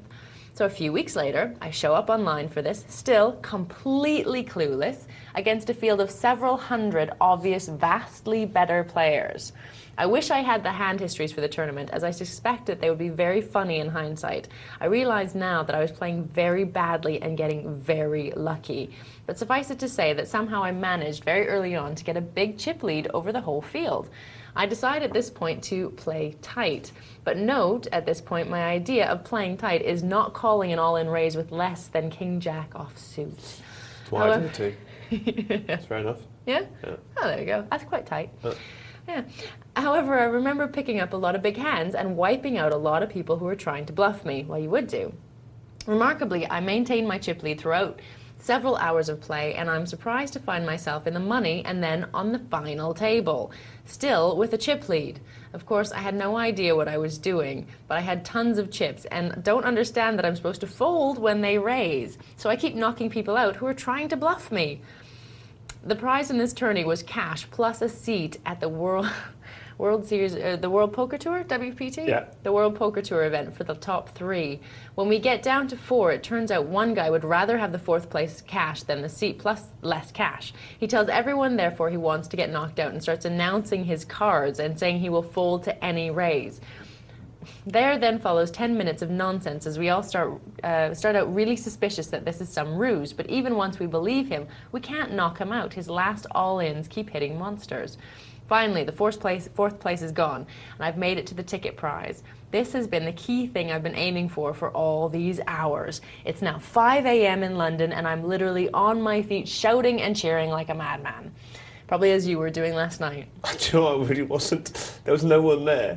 I was just sitting. I'm so much better tonight. I was honestly really scared about coming to the show tonight. I was really ill. I was sitting there by myself, just going, "This is so anticlimactic. No one to tell. It's 2 in the morning. Everyone's in bed." So you were sick and alone. Yeah. That's so sad. I know. In my cardi. Oh, in your car. On the rocking chair. With your Horlicks. All right, Grandad. All right, back to the email. So it's now 5 a.m. in London. I'm literally on my feet shouting and cheering like a madman, unlike Caspar. I probably should have taken the rest of the tourney more seriously since there was still a chunk of cash at stake, but I'm on such a rush from getting to the top 3 that I don't care. I go out in 2nd place, but the feeling of sheer joy and exhilaration is like nothing else I've ever experienced. I am jumping around the house for hours. So the prize I won in my first ever multi-table tournament had a total value of about $8,000. Wow. And about a month later, I showed up at the 2004 Legends of Poker Gesundheit at the Bike in LA to play the $5,000 buy-in event with all the best players in the world. And I was still clueless, of course, but that's another story. Well, I think it's a story that we want to know, isn't it? Yeah, I know. We've got to hear that story, Drelda. I think that's what they're asking. What they happened? want us to ask. Absolutely. It's a great story. It's absolutely fantastic. Bear in mind, he's got all that from a $30 buy-in. That's amazing. Without knowing what he's doing. I mean, it's sort of, there will be people who are depressed by that, and Drelda's lucky to have had that great thrill. And it is a great thrill, and to be honest with you, to have had that so early on must be an astonishing thrill. You get must be. A bit old and jaded. And like I say, I think, hard to put my finger on exactly why it wasn't the biggest thrill for me the other night, because it's a big win in the context of me. It's not the biggest win by any means, but it's still, you know, it's not like I win that every night. Wow. There are players who win that every night, but I'm not one of them. So I'm so jealous of you, Drelda. It must be a lovely experience, but pity the poor players out there who are playing tight and doing everything they can and haven't had a sniff of that. Do you know what I mean? Haven't had a sniff of that. It's a cruel, cruel game. It really is, but I wonder if what we're saying about optimism and positivity, you didn't know that you didn't know at that point. Yeah. So you were playing what you thought was, when you thought you were playing tight, you know, maybe it wasn't textbook poker, but you were playing it with conviction and positivity. Maybe it did have a difference. Well, there's something very interesting to say about that, because the other night I went through the learning curve for people. So you have unconscious competence, which means you're rubbish but you don't know it. Then you have unconscious incompetence. Okay. Right. Then you have conscious incompetence, which means you're rubbish and you do know it. And then you have conscious competence, which means you're good but you know it. And then you have unconscious competence, which means you're good and it's also natural that you sort of forget how good you are. And the thing is, unconscious competence is a lot better. Sorry, unconscious incompetence is a lot better when it comes to your chance of not necessarily winning, but certainly winning by virtue of that you're talking about, than conscious incompetence. Because conscious incompetence is the one of those four where we're really weighed down by our inabilities. It's where you're always kicking yourself because you're not doing as well as you'd want to do. You know you're making mistakes. That's right. Well, actually, to a certain extent, you're doing that in conscious competence as well. But in conscious incompetence, it's a real problem for that reason. And I think we have a lot of players who watch this show who've come out of the unconscious incompetent stage and sort of realised that, God, there's a lot to learn with this poker malarkey. And particularly in live games, actually, you know, don't get paid off on trips at all, because suddenly when you're unconsciously incompetent, you don't know how good trips are, so you just go, well, I don't know, you don't know how good top pair is, you don't know how good ace high is, so you're impossible to read, you know, whereas when you get into conscious incompetence and also, to some extent, unconscious competence, players can manoeuvre you and manipulate you, and it's not until you get back into unconscious incompetence, which can take years, that you can start to manoeuvre them back again. So it's a funny... Poker is a very interesting environment for that learning curve and how it takes shape and what the implications of it are. It's a funny old game. It's a funny old game, as a great former striker once said. Jimmy Greaves. Do you know who Jimmy Greaves is? We're testing Kara tonight. Football? Yes, he is. Yeah, that's good. That's good. That's good. Very funny. Soccer. Right. Yeah, soccer, as we would call it in the colonies. Right. 50-cent $1 game, I believe we're going to now. I'm impressed that you know your place. My place. Hello, Mr. Kara. We're only joking. He's going to want me back in the colonies where it's so much nicer. And hotter, I expect. Did you grow up in a hot place? What? Isn't it? I don't know. Canada. I'll be honest with you, I don't care. No, right. No, I like the sound of Canada, actually. I really want to go there. Yeah, it's a hot place with palm trees and fairies. Oh, I know there are palm trees. And magical, it's a magical place of clouds and sugar. It's lovely. I want to go to Vermont. I've heard it's fantastic. Is that true? You know what? I've heard it's beautiful there. Absolutely beautiful. Do I mean Vermont? No, I don't mean Vermont. Oh. You mean Vancouver. Vancouver, thank you, yeah. Yes, you're absolutely right. Yeah, absolutely true. I may go there when I go travelling with my winnings. I think you would love Vancouver. There's a lot there to recommend it to you. Cool. Right, 50-cent $1 game. And on that subject, Bob has texted in saying Daniel Negreanu comes from Toronto. Who's that? Sorry. Sorry. That rubbish of me. No, it's fine. He's a poker player. Oh, sorry. He's a flamboyant poker player, it's all right. But you should be proud that he comes from Toronto, as opposed to Hollywood or Detroit or Texas. Or... True. Flamboyance and Canada don't usually go together either. No. But Jennifer Tilly plays poker, and she's also a Canadian actress, a bit flamboyant. There you go. Grew up in the back of a car, apparently. Interesting. I do believe, who was it that got to meet her? It was one of the commentators here, met her at a tournament, I think. There's not really a story there. That's pretty much all I have to say about that. Right. You should probably put that through a development process. Should I? Yeah, I think it'd come out the other end. Better? Here's hoping. Nice, the development process. I like how you said that. Thank you.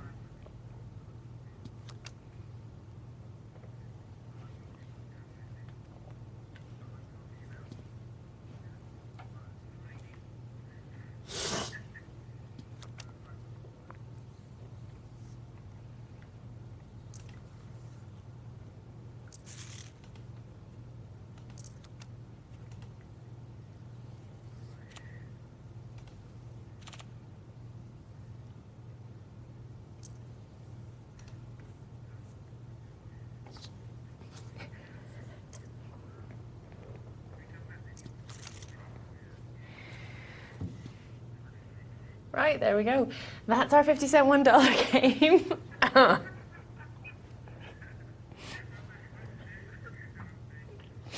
Can I explain what was happening there? Could you? Kara's intonation at that point was because we were having quite an in-depth conversation with our producers, to which she weren't party.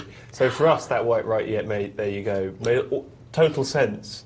But to you, it just sort of punctuated about 30 seconds of silence. See? I was just... That's an example of different perspectives. I was trying to bring them back into the show. Shifting positions. I did it brilliantly. Thanks, if I hadn't burst out laughing. But then, it's the voices in my head. They make me laugh. What do you reckon, Dad? Still proud? Professional. Have you seen other TV programmes? Sorry. Sorry, it's probably very good compared to a lot of the stuff in Canada. Oh, God!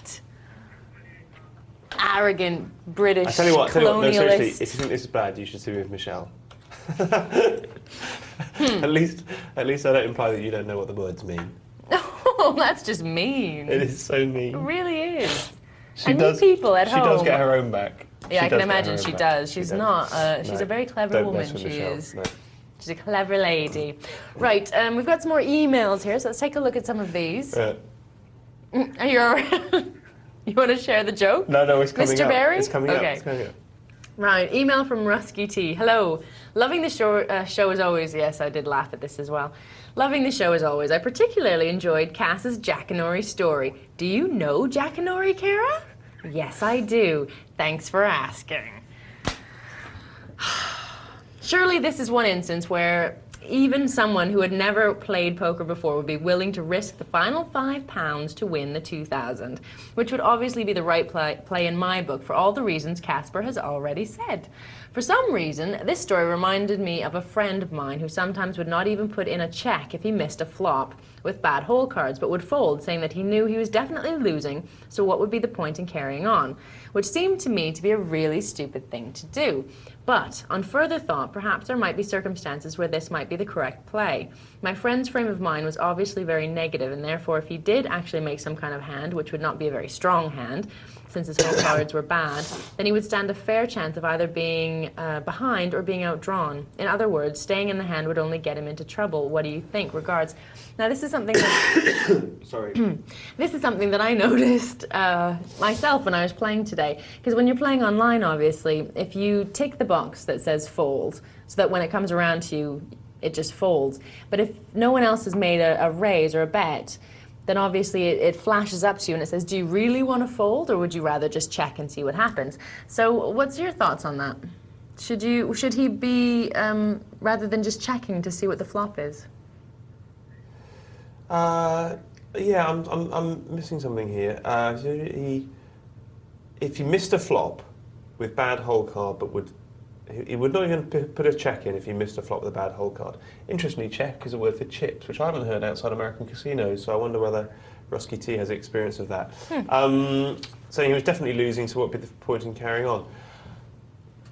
I mean, you know, the funny thing is that we do, in poker, we talk about probabilities, but we also do make those decisions that, you know, we're worse. And of course, there's a chance that we're still winning in any situation, but strikes me that your friend is maybe being influenced partly by his mindset, but he's missed the flop, and he's saying, I don't want to make a continuation bet, as I'm inferring it at the moment, unless I've got it wrong, which doesn't to me be a stupid thing to do. He says, but on further thought, perhaps there might be circumstances where this might be the correct play. See, I would say yes. My friend's frame of mind was obviously very negative. I'm with his friend, yeah, to be honest with you. I am as well. Yeah. But I mean, if your cards aren't going to win, why not just fold them? It's all... It's an idea. We'll it's an idea. We'll talk about it after the break. We are going to be back very soon, so make sure you stay tuned for more great poker action.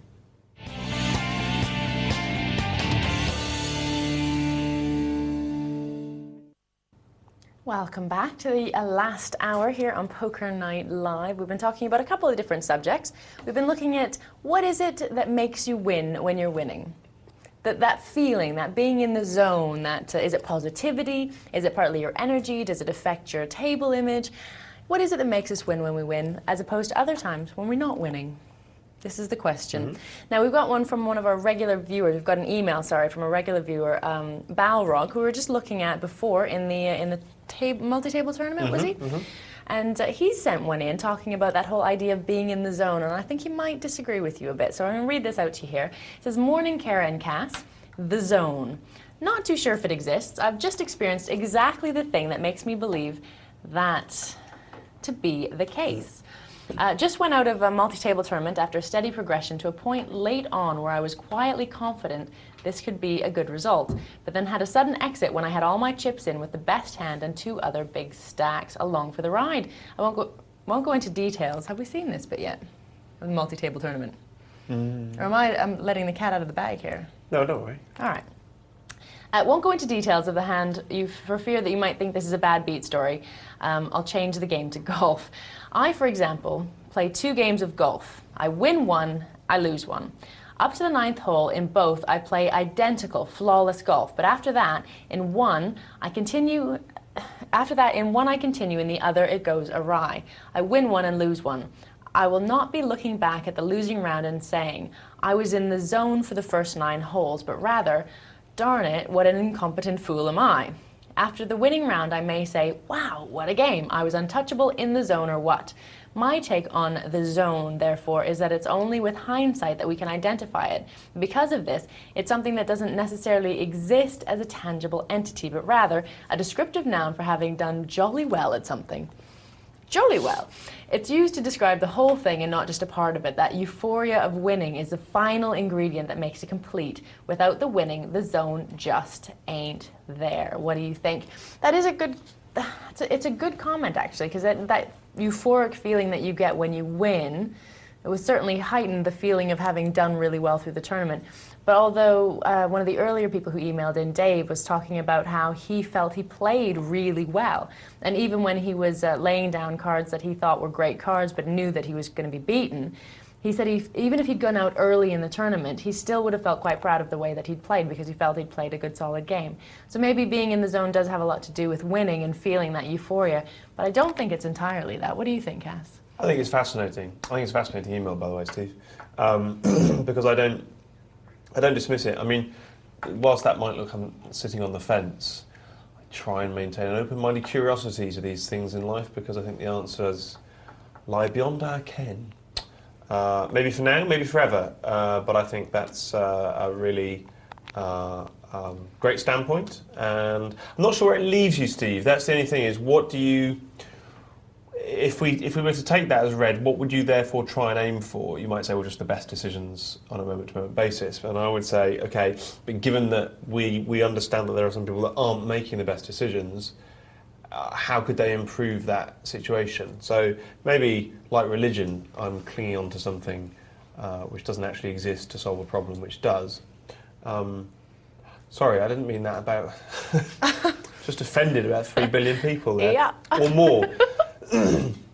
Didn't mean it like that at all, because I'm quite a spiritual person, so you just have to take my word for that. I mean, maybe just some of the structures of organised religion have been demonstrated to have done that at certain points in history, let's put it that way. That's nice and vague. Yeah. Let's get to a game, shall we? That's a good idea. Back to the MTT.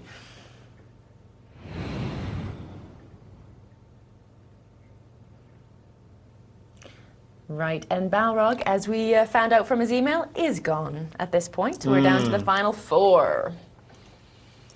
Right, and Balrog, I can... Oh, goodness, I don't even know where he went out. Ages ago.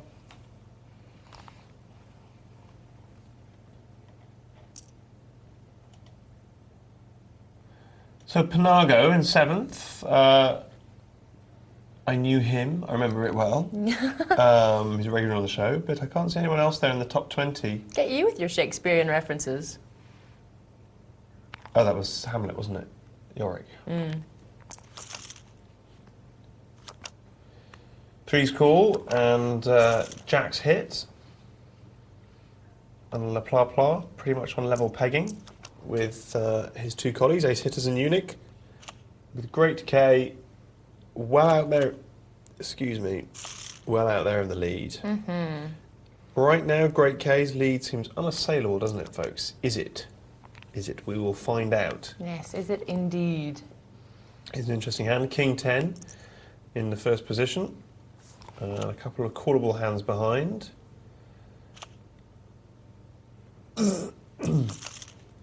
Ace-Jack calls and hits, and I know this is the blindly obvious, folks, but remember that Great K cannot see that it's hit.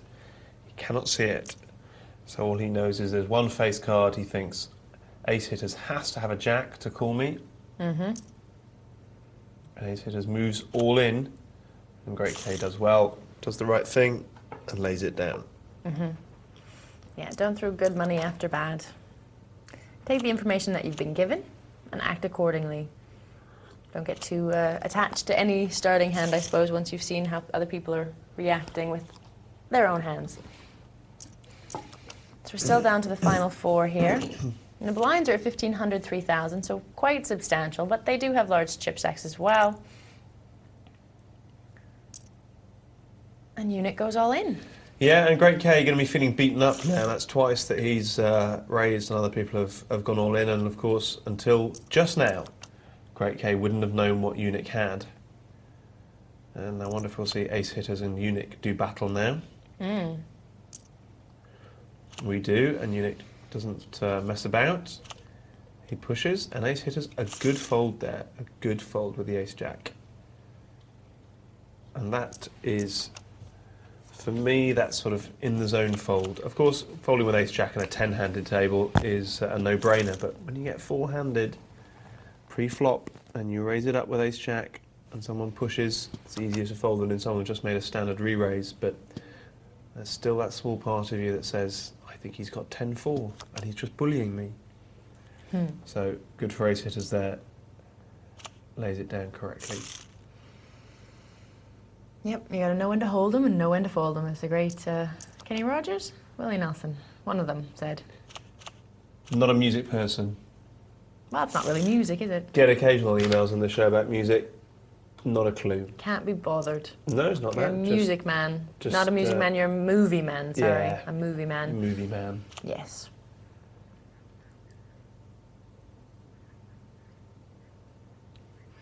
Great K, in danger of being bullied again with a King-Jack in the big blind, but he's listened to the Caspar principle. Ooh, the Caspar principle. Muck the small blind.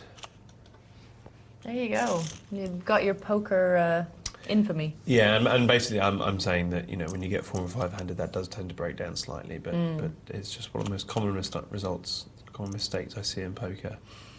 It's stealing from the small blind unnecessarily. Actually, I was going to ask you that. What you thought the most common mistake was in poker?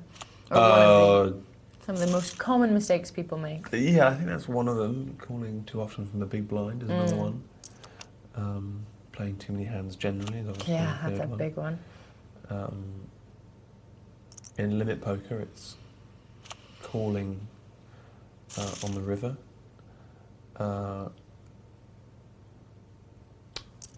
What's another one?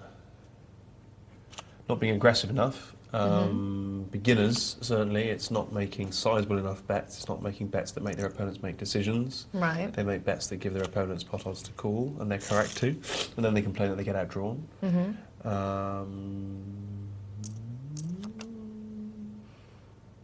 Updates as events warrant. Stay tuned.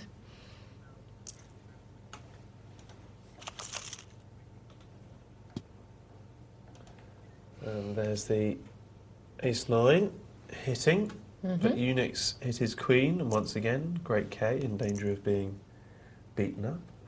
Yeah, the once mighty chip stack is being nickeled away.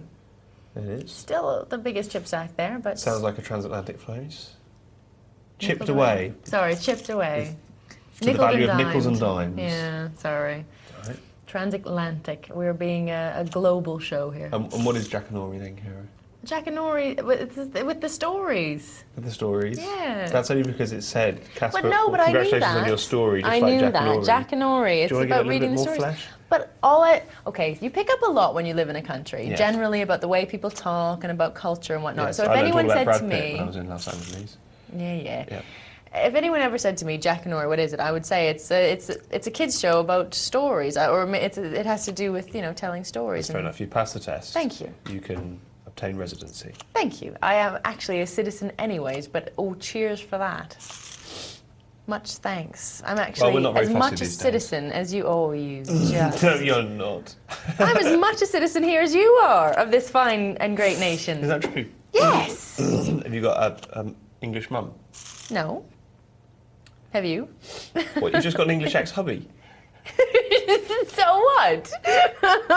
That doesn't make you English. Yes, it does. I'm a citizen. I have a certificate to prove it. I have a passport and everything. I am a British citizen. I'll tell you a good story, right? I think it was Rabbi Lionel Blue, I forget who it was, but someone who's well known for talking on the radio and being in Speaker's Corner. He's talking in Speaker's Corner, and this guy in the audience says, "What you're saying is rubbish. You're a madman. You're a madman." And whoever it is, Rabbi Lionel Blue, says to the man, "Well, I mean, we're all mad in our own way, aren't we?" And the man says, "I'm not." And Rabbi Lionel Blue says, "Go on then, prove it." And he says, "All right, then I will." And he does, and he produces his discharge certificate from a mental hospital. See? So, I'm not mad. I tell that story to show you what certificates can mean. Whatever. I didn't even have to swear allegiance to the Queen, thank you very much. No, well, we're very slack about that, You I find. really are, I've got to say. Nobody even checked up on me or anything. In America, you have to learn all about the 50 states and stuff, don't you? Yeah, well here, I'm sorry, but here, with the education system in the state that it is, not that I'm slagging teachers off because I was one myself and I have great respect for them and they do a hard job, but kids just don't know that kind of stuff in this country either. You couldn't name all the counties. Well, maybe you could because you're a bit of a brain box. But Wessex. see, I did say you're a bit of a brain box. Gloucester. Lincoln. Dr. Foster went Shropshire. Powys. Powys? You're making that up? It's in Wales. Oh. 8 hitters, has 4 to the flush there, but Great K has just hit his 3rd 7, which is nice. It is nice. It's always nice to have trips. I call it a set, trips. but I believe a set. 2 in your hand and 1 on the board. I always forget the difference. I can't do remember. binary distinctions. My mind crosses its wires. It's far too simple. And I'll tell you what, I don't care. Fair enough. That's absolutely fine. I don't care either. No, actually, I do. Pair of Get 8s. things right. Will they raise it up from Great K? Does he feel beaten up already here? Does he feel qualified to raise this? Ooh. No, he doesn't. He folds it. Now, that is the side of a man who's being really beaten up in a game. Really? Yeah. Yeah, definitely. You think a pair of aces, or a pair of 8s, pardon me? I think you've got to raise that up, frankly. Well, because it's four-handed? Yeah, because if you don't take those opportunities, I think you're passing up equity, in my opinion. Okay. Okay, I see. Now that I'm thinking about it, maybe not quite as cut and dried. My first reaction would be to apply pressure at all times. I mean, well, let me put it this way. No, I'll take this back slightly. The problem is in Great K's situation is he's had momentum taken away from him. Right, yeah. And actually, winners of poker tournaments achieve momentum, right? And so it may well be the case that if you've lost momentum, it is the right thing to do to fold the 8s because you're going to get called. Okay. But when you've got momentum, when you've got that image, when you've got that intangible that some of our players have talked about and I talked about at the beginning of the evening, pushing in with those 8s is exactly what you would do because your expectation is unbelievably positive, mainly because people are going to fold to you. It's not about the cards, right? Okay, but it's about having something. I mean, there was a raise on the button, and so that raise could, of course, come from 9s or higher, but it is a small likelihood that in a four-handed game, someone's got 9s or higher, and that they would raise on the button with them. Okay. You know, because very often they like to raise just twice the big blind with aces and kings. So, you know, that's just a tiny thing that just reduces the probability. It's all about the probabilities, and it just comes down so small that I would push with 8s, not least because someone could fold 9s, 10s and jacks, you know, in that situation. Okay. Because they're preserving their own place in the tournament. That's personal opinion. I think there's only sort of 3 hands that would call you. And so the same cards with a different attitude behind them, different result. You'd say that as well. Even if he hadn't folded the 8s but had gone in feeling beaten up, feeling negative, you think it would have been a different result as to if he'd gone in feeling very positive and feeling very strong. Yeah. Yeah. There you go. So it's not just your cards, it's your attitude as well.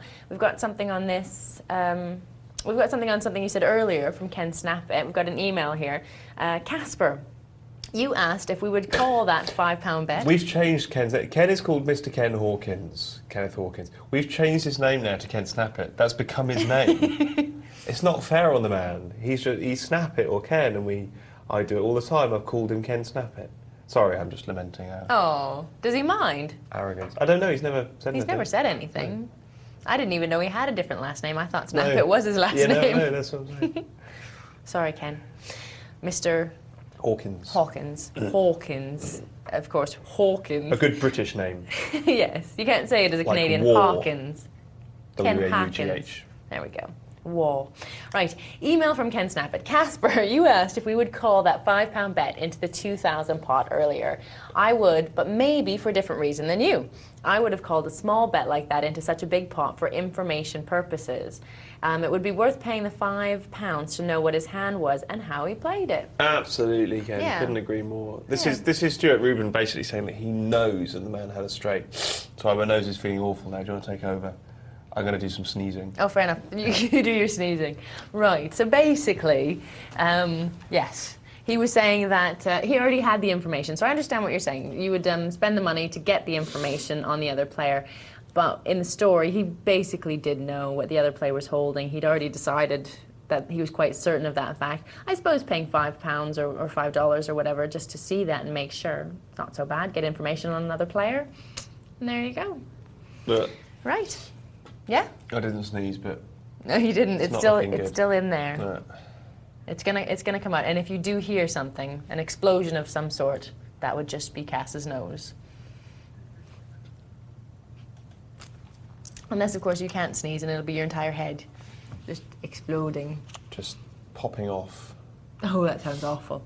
It was a character from Rent a Ghost. You won't remember it. Stop it. Stop it. Timothy Claypole, do you know who he is? No. I don't know the names of people. Seriously, they're the kind of questions that we should ask people like you who want to come and people like me. People like me. Controversial comments about our borders from Caspar. People like you making generalisations about people like me that really irk me. I once heard a conversation. It's conversation on 5 Live where very often, and it's not the most reactionary channel. I dread to think what Talk Sport's like. Where some member of the audience will always relate the subject of discussion to immigration. Mm. And I remember at its peak, you know, when the Tory party made a real issue of it in the election, it was claimed that we wouldn't have blocked up and snowed up roads and the gritters would get out on time if only we didn't have so much immigration. Well, that sounds reasonable. There's another thing they do on 5 Live, which is someone will always email in on whatever story saying that it's PC gone mad, right? And again, the classic example of this was, there was a story about pilots being drunk and the need that they should be breathalyzed before flying a frickin' plane. And someone emailed in going, that idea was PC gone mad.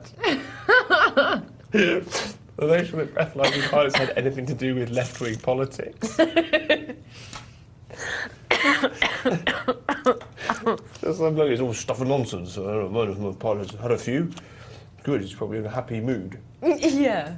I did that in the war, it didn't hurt anyone. It's just PC gone mad. Oh, Lord, yeah, I love it when people try to talk to me about how immigration is killing the country.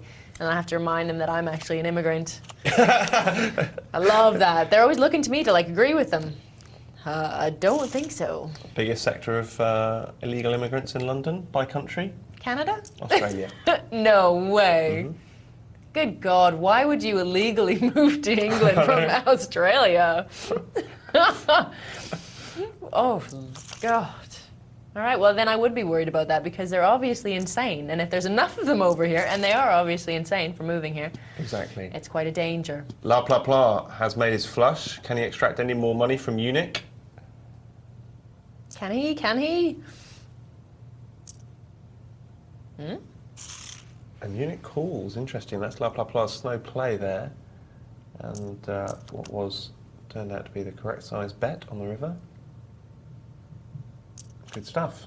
Well, the stacks have all started to even out. From the beginning of this section of the multi-table tournament, when we started looking at it, Great K had a much higher stack, and there were a lot of smaller stacks around, and now the chips have just sort of scattered themselves around the table. Yeah, it's a result of Great K losing that momentum, which of course he lost from the big stack, let's not forget. So, it can happen to big stacks as well as small stacks. And maybe that's evidence of Steve Balrog's point that momentum is only something you experience with hindsight, not something you ever actually have, like flow or being in the zone. I don't know, but you felt like you were playing well during, or do you think your hindsight has coloured the experience? No, I think on balance I disagree with Steve, but I don't. I am incredibly open-minded about the whole subject. Well, you're open-minded about most things, aren't you?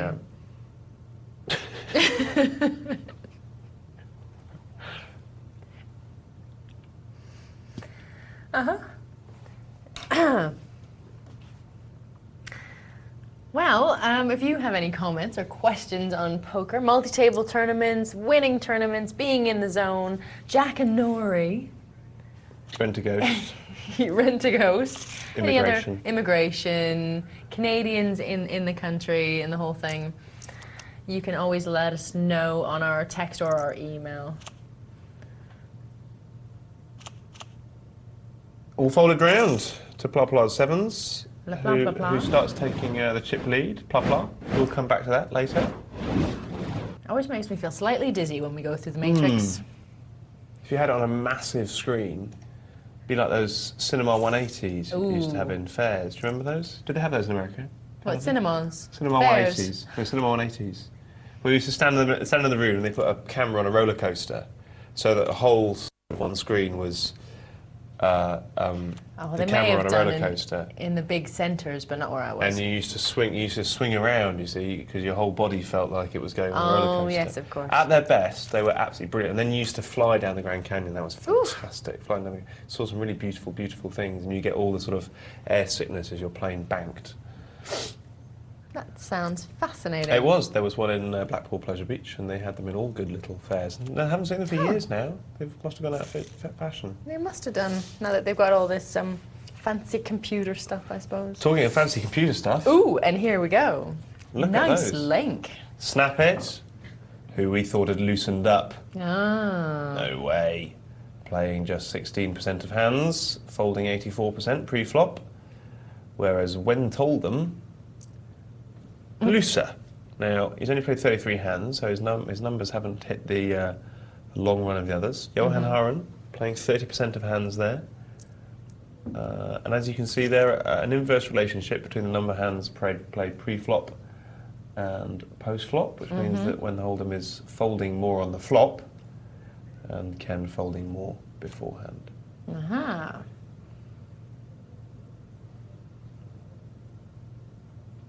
I see.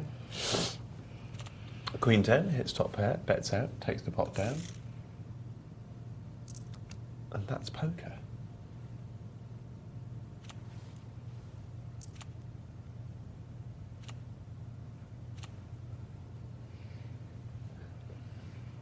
And that's poker.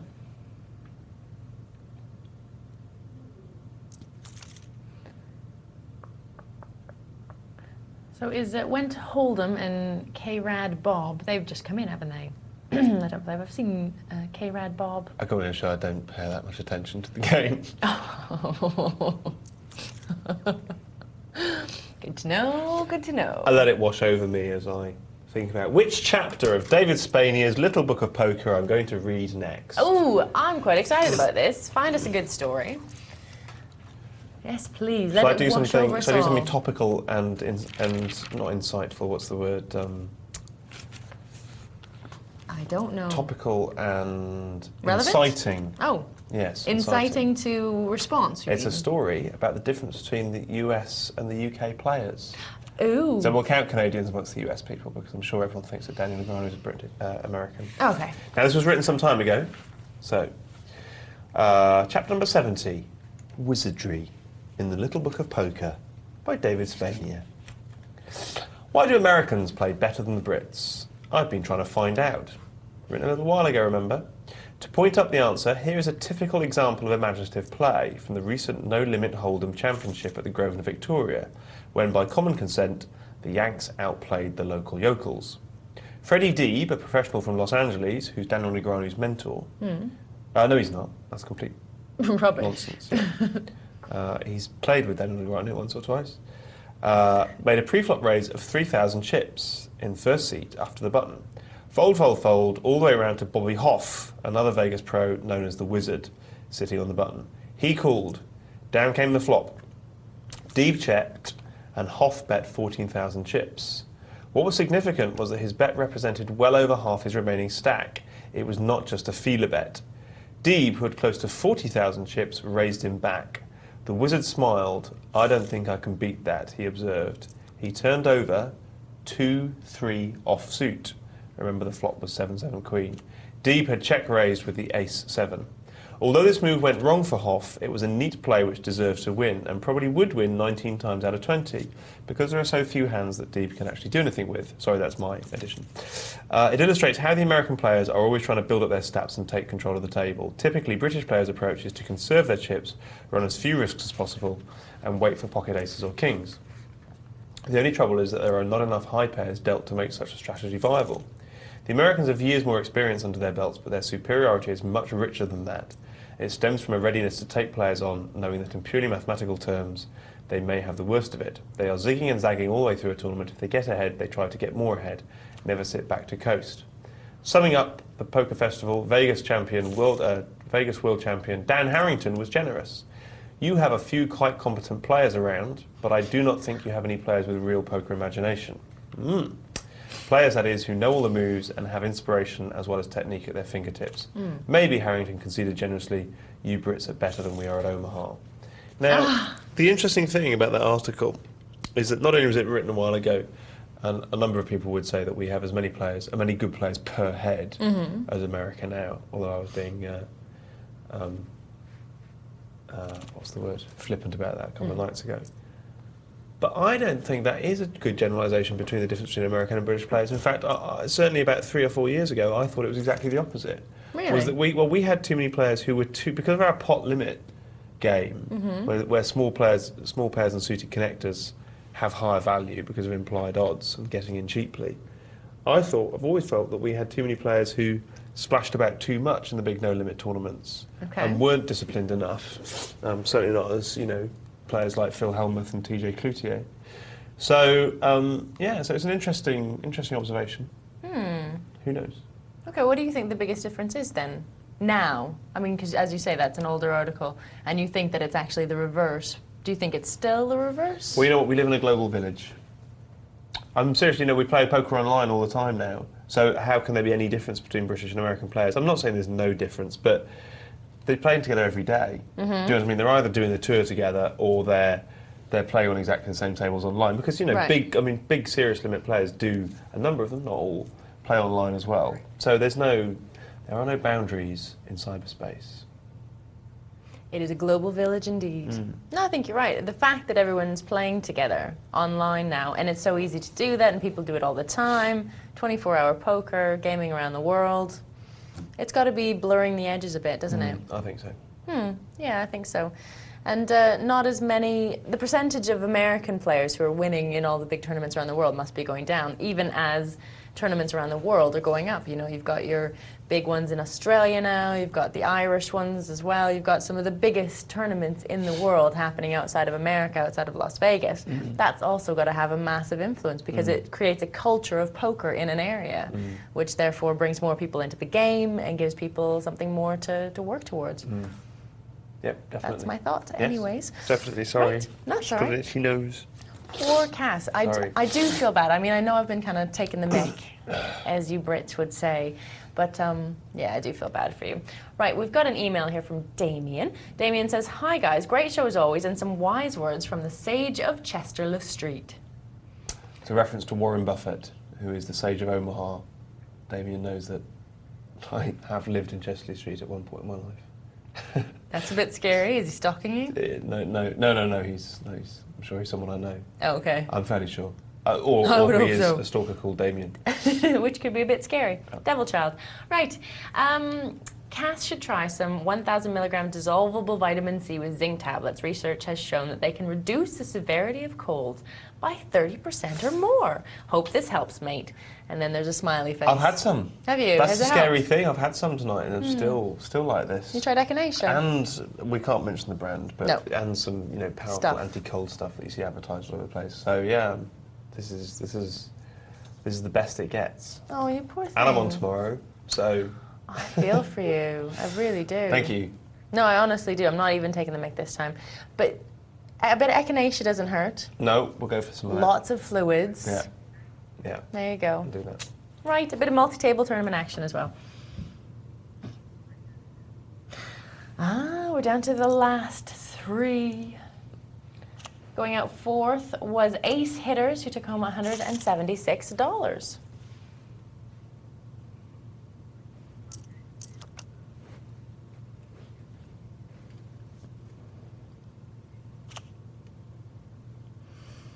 Well, we've got two large stacks there.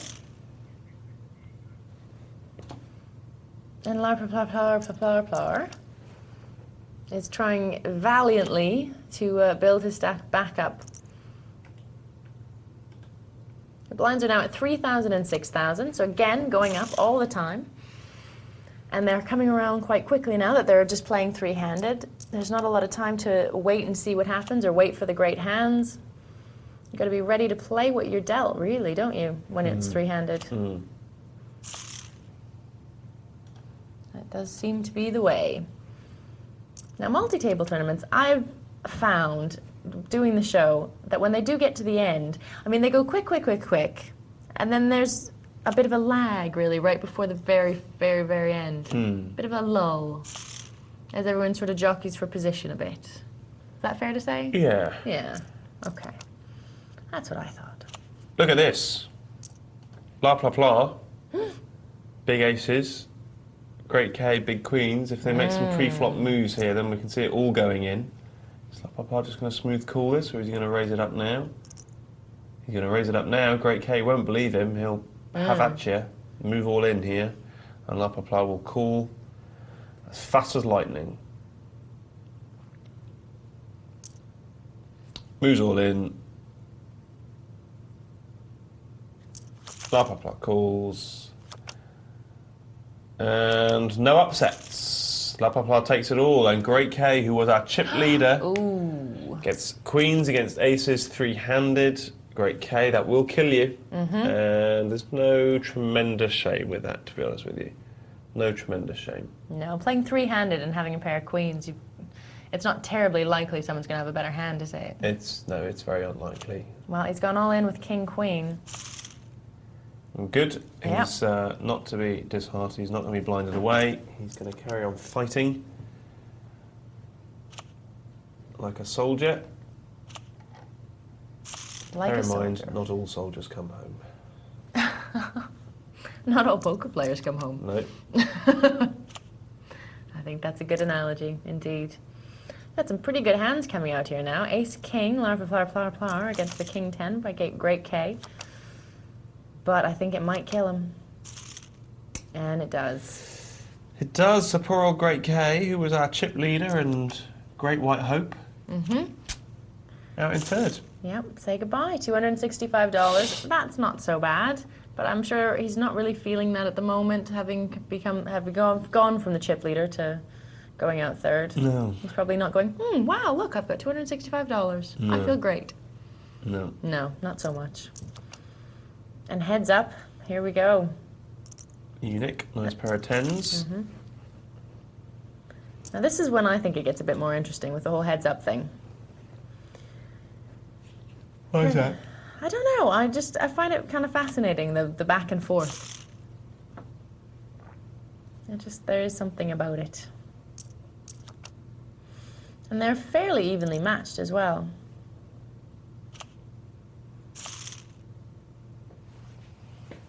Dunno. I could ask you who your money's on, but... Unique. Mine too. No, Larplar has more chips. He does, but I've seen La Papa make some dodgy moves, shall we say. Okay. Right then. Well, I'm gonna back Larpa Plar Plar Plar.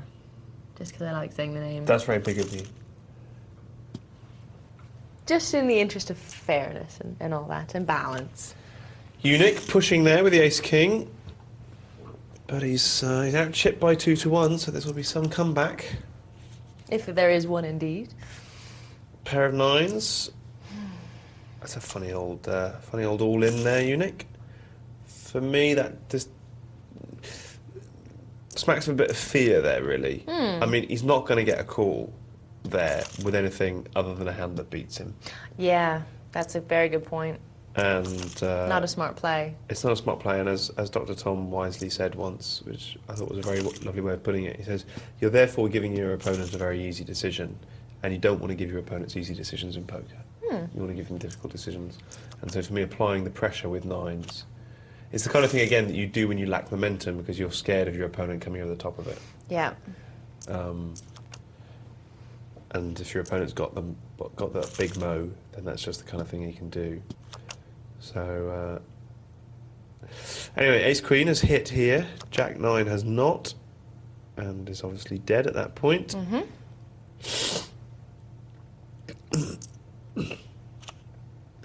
the queen's bet out. I think the other reason I like it when it gets to heads up as well is that it moves quicker.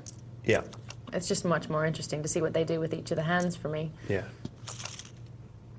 Right, so 6-9 suited. Oh, he's got a pair 9. So your starting standards can be much relaxed at this point, but you can't be silly going in with ridiculous cards, I imagine. It's not smart.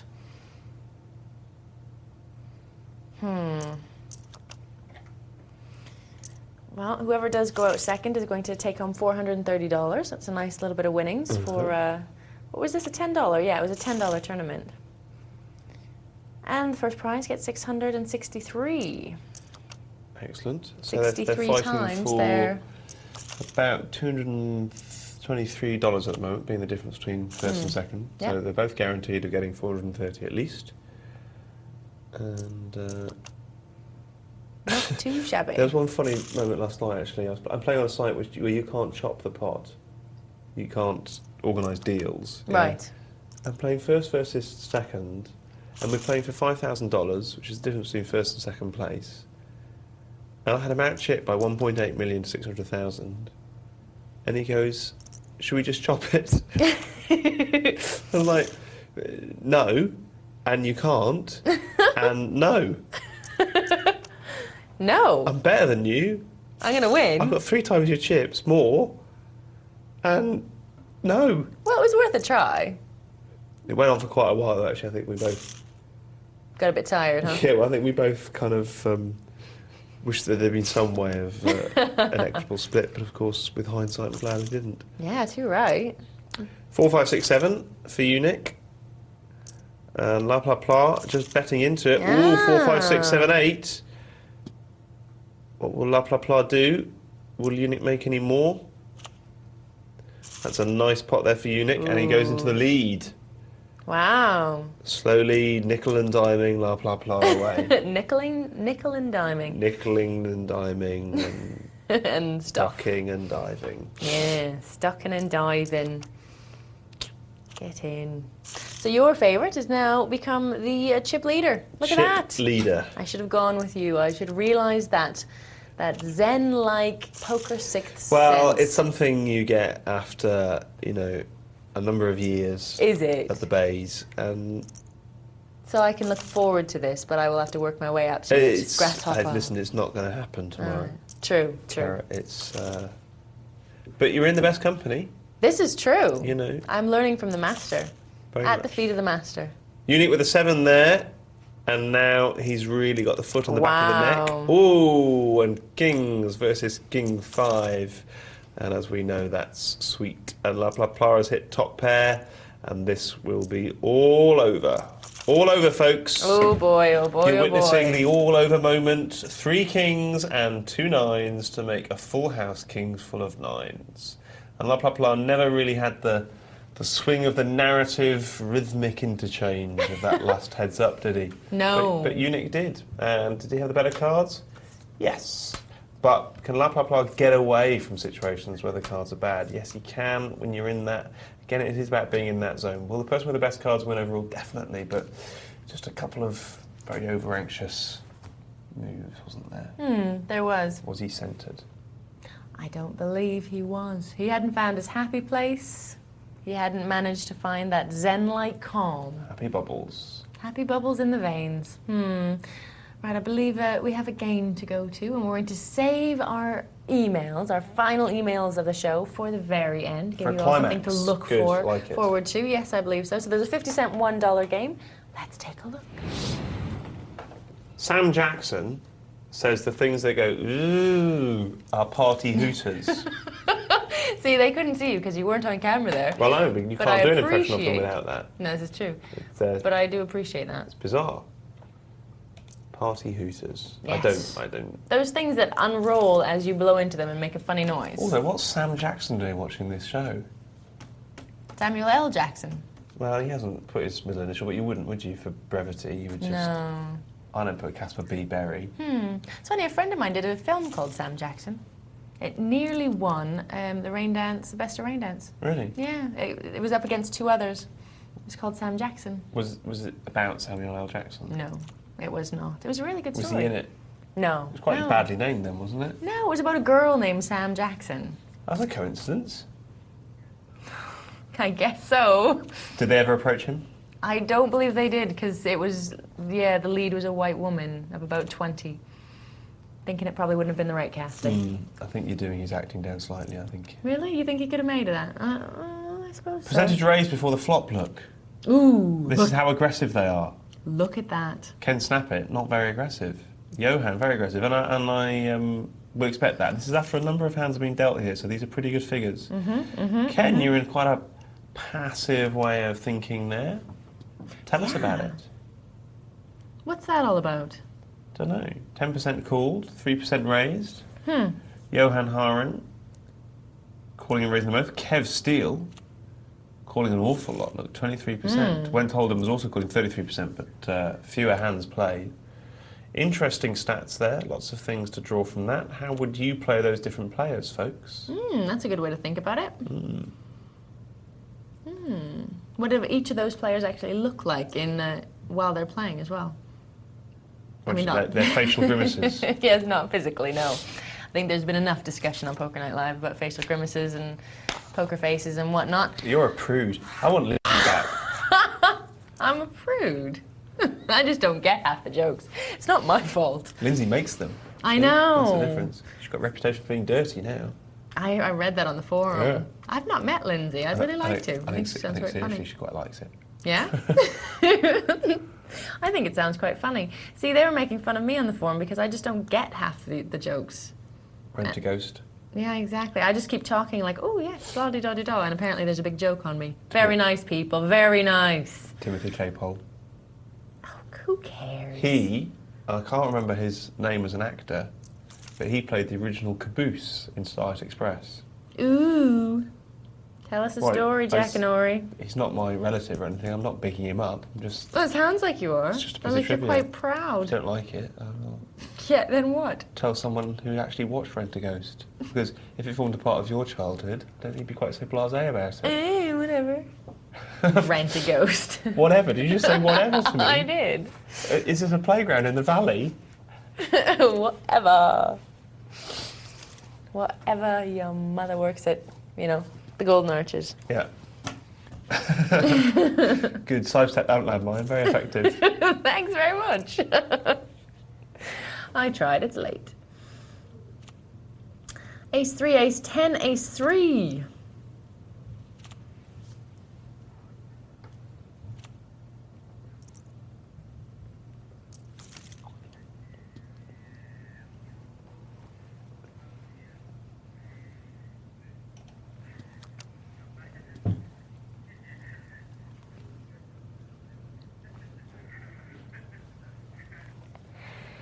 Ace 10 has hit 3 of a kind. Ooh. And Ace 3 is both outkicked and stomped out of the tournament. Stomped right out there. I'm curious about what that little If that means he's sitting out, then when to hold him. I think it's a systemic anomaly. Systemic anomaly? Rather than anything we need to get worried about. Okay. I'm fairly sure. All right, I'm sure it is a systemic anomaly. It's late. It's a tear in the space-time continuum. Let's go visit the Oracle.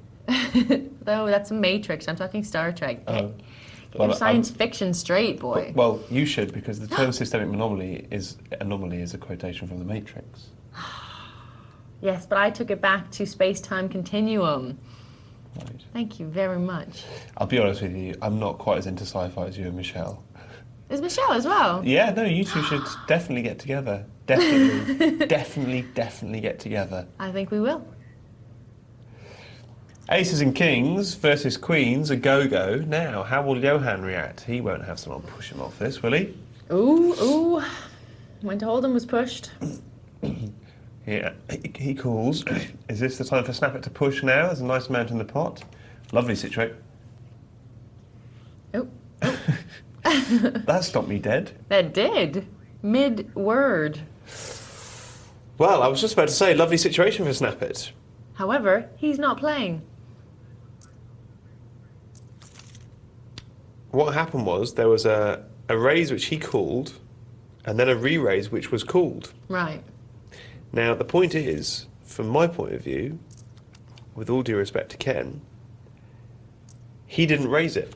Mm-hmm. So all that actually happened in that hand was there was a raise which was re-raised and called. Mm. Yeah? No one had put a third raise in. It looked and felt like a third raise, right, but it actually wasn't. So he pulled out too soon? I think so. I think if I was Ken, if Johan had re-raised, I'd have been justified in folding it. And ironically, you know, if I was Ken and I'd raised and someone had then raised me, I'd have been justified in folding it. But with queens, I'm happy to be the third raiser. Yeah? Yeah.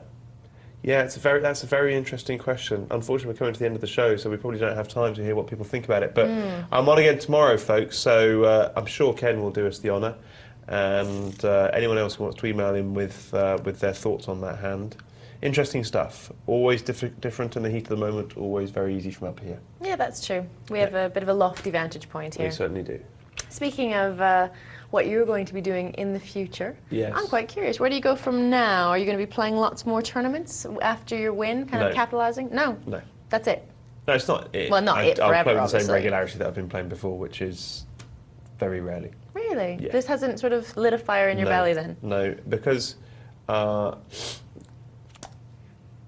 this is a personal opinion right now, and there's no point dwelling on it because it's just personal. But very briefly, there are other things that I want to do in life, and internet poker is something that can take up an awful lot of your time. And if you like it, and if it's right for your life and all the rest of it, man, honestly, do as much as you can because... Whatever makes you happy. Yeah, of course, it can be brilliant. But for me, it's like sitting in front of the television. Right now, I want to do other things. And I've done more than my fair share of sitting in front of the television and playing internet poker, sometimes at the same time, sometimes at different times. And I don't think there's anything wrong with either of those things, but it's what's right for the context of your life. And that should be the same for anyone out there. There's no obligation to play ever. And in fact, I'll tell you something now. That realisation, actually, I think is intrinsic to the Zen-like centering that we've been talking about tonight. Right. Because when I realised that the game in the Mirage was always there, I didn't have to worry about it. I sometimes came back to England, it was always there. It just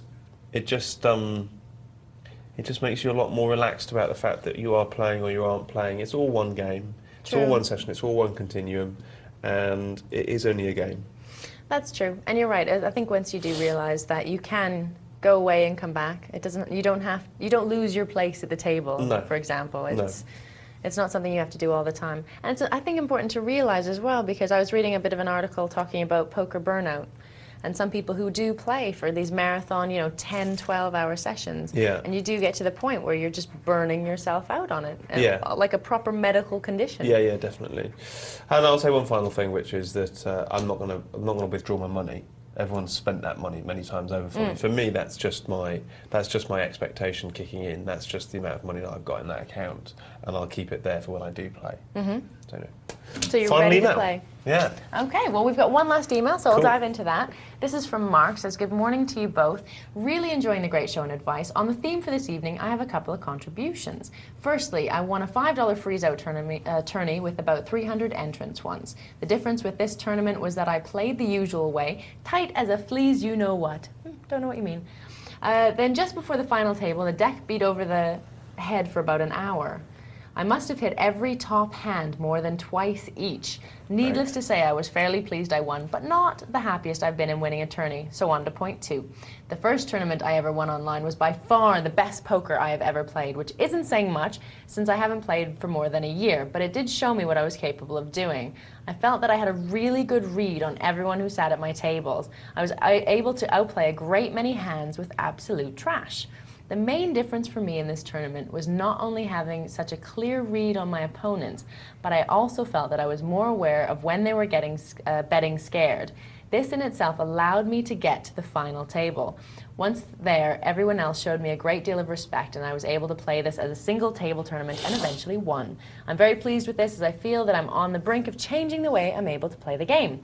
Currently, I mainly play the cards, but I'm starting to be able to make moves in a tournament and cash games that I haven't been able to do in the past. A great deal of what I've learned over the past year has mainly come from your show. The more abstract art of poker has started opening up for me and has reignited my passion for the game. Keep up the great work. Keep up the great show. Hope you feel better soon, Caspar. That comes from me as well. He says, have a wee dram when you get home, and that'll clear the head. Cool. Have a wee dram. Well, that I'd say as well. They say, yeah, a little bit of the old whiskey clears the cold right out, and then you'll be back again tomorrow night, won't you? Fit as a fiddle and ready to fly. There you go. Thanks for joining us tonight. Hope you learned a lot here. I enjoyed it. I'm sure Caspar did as well. And we'll see you again tomorrow night.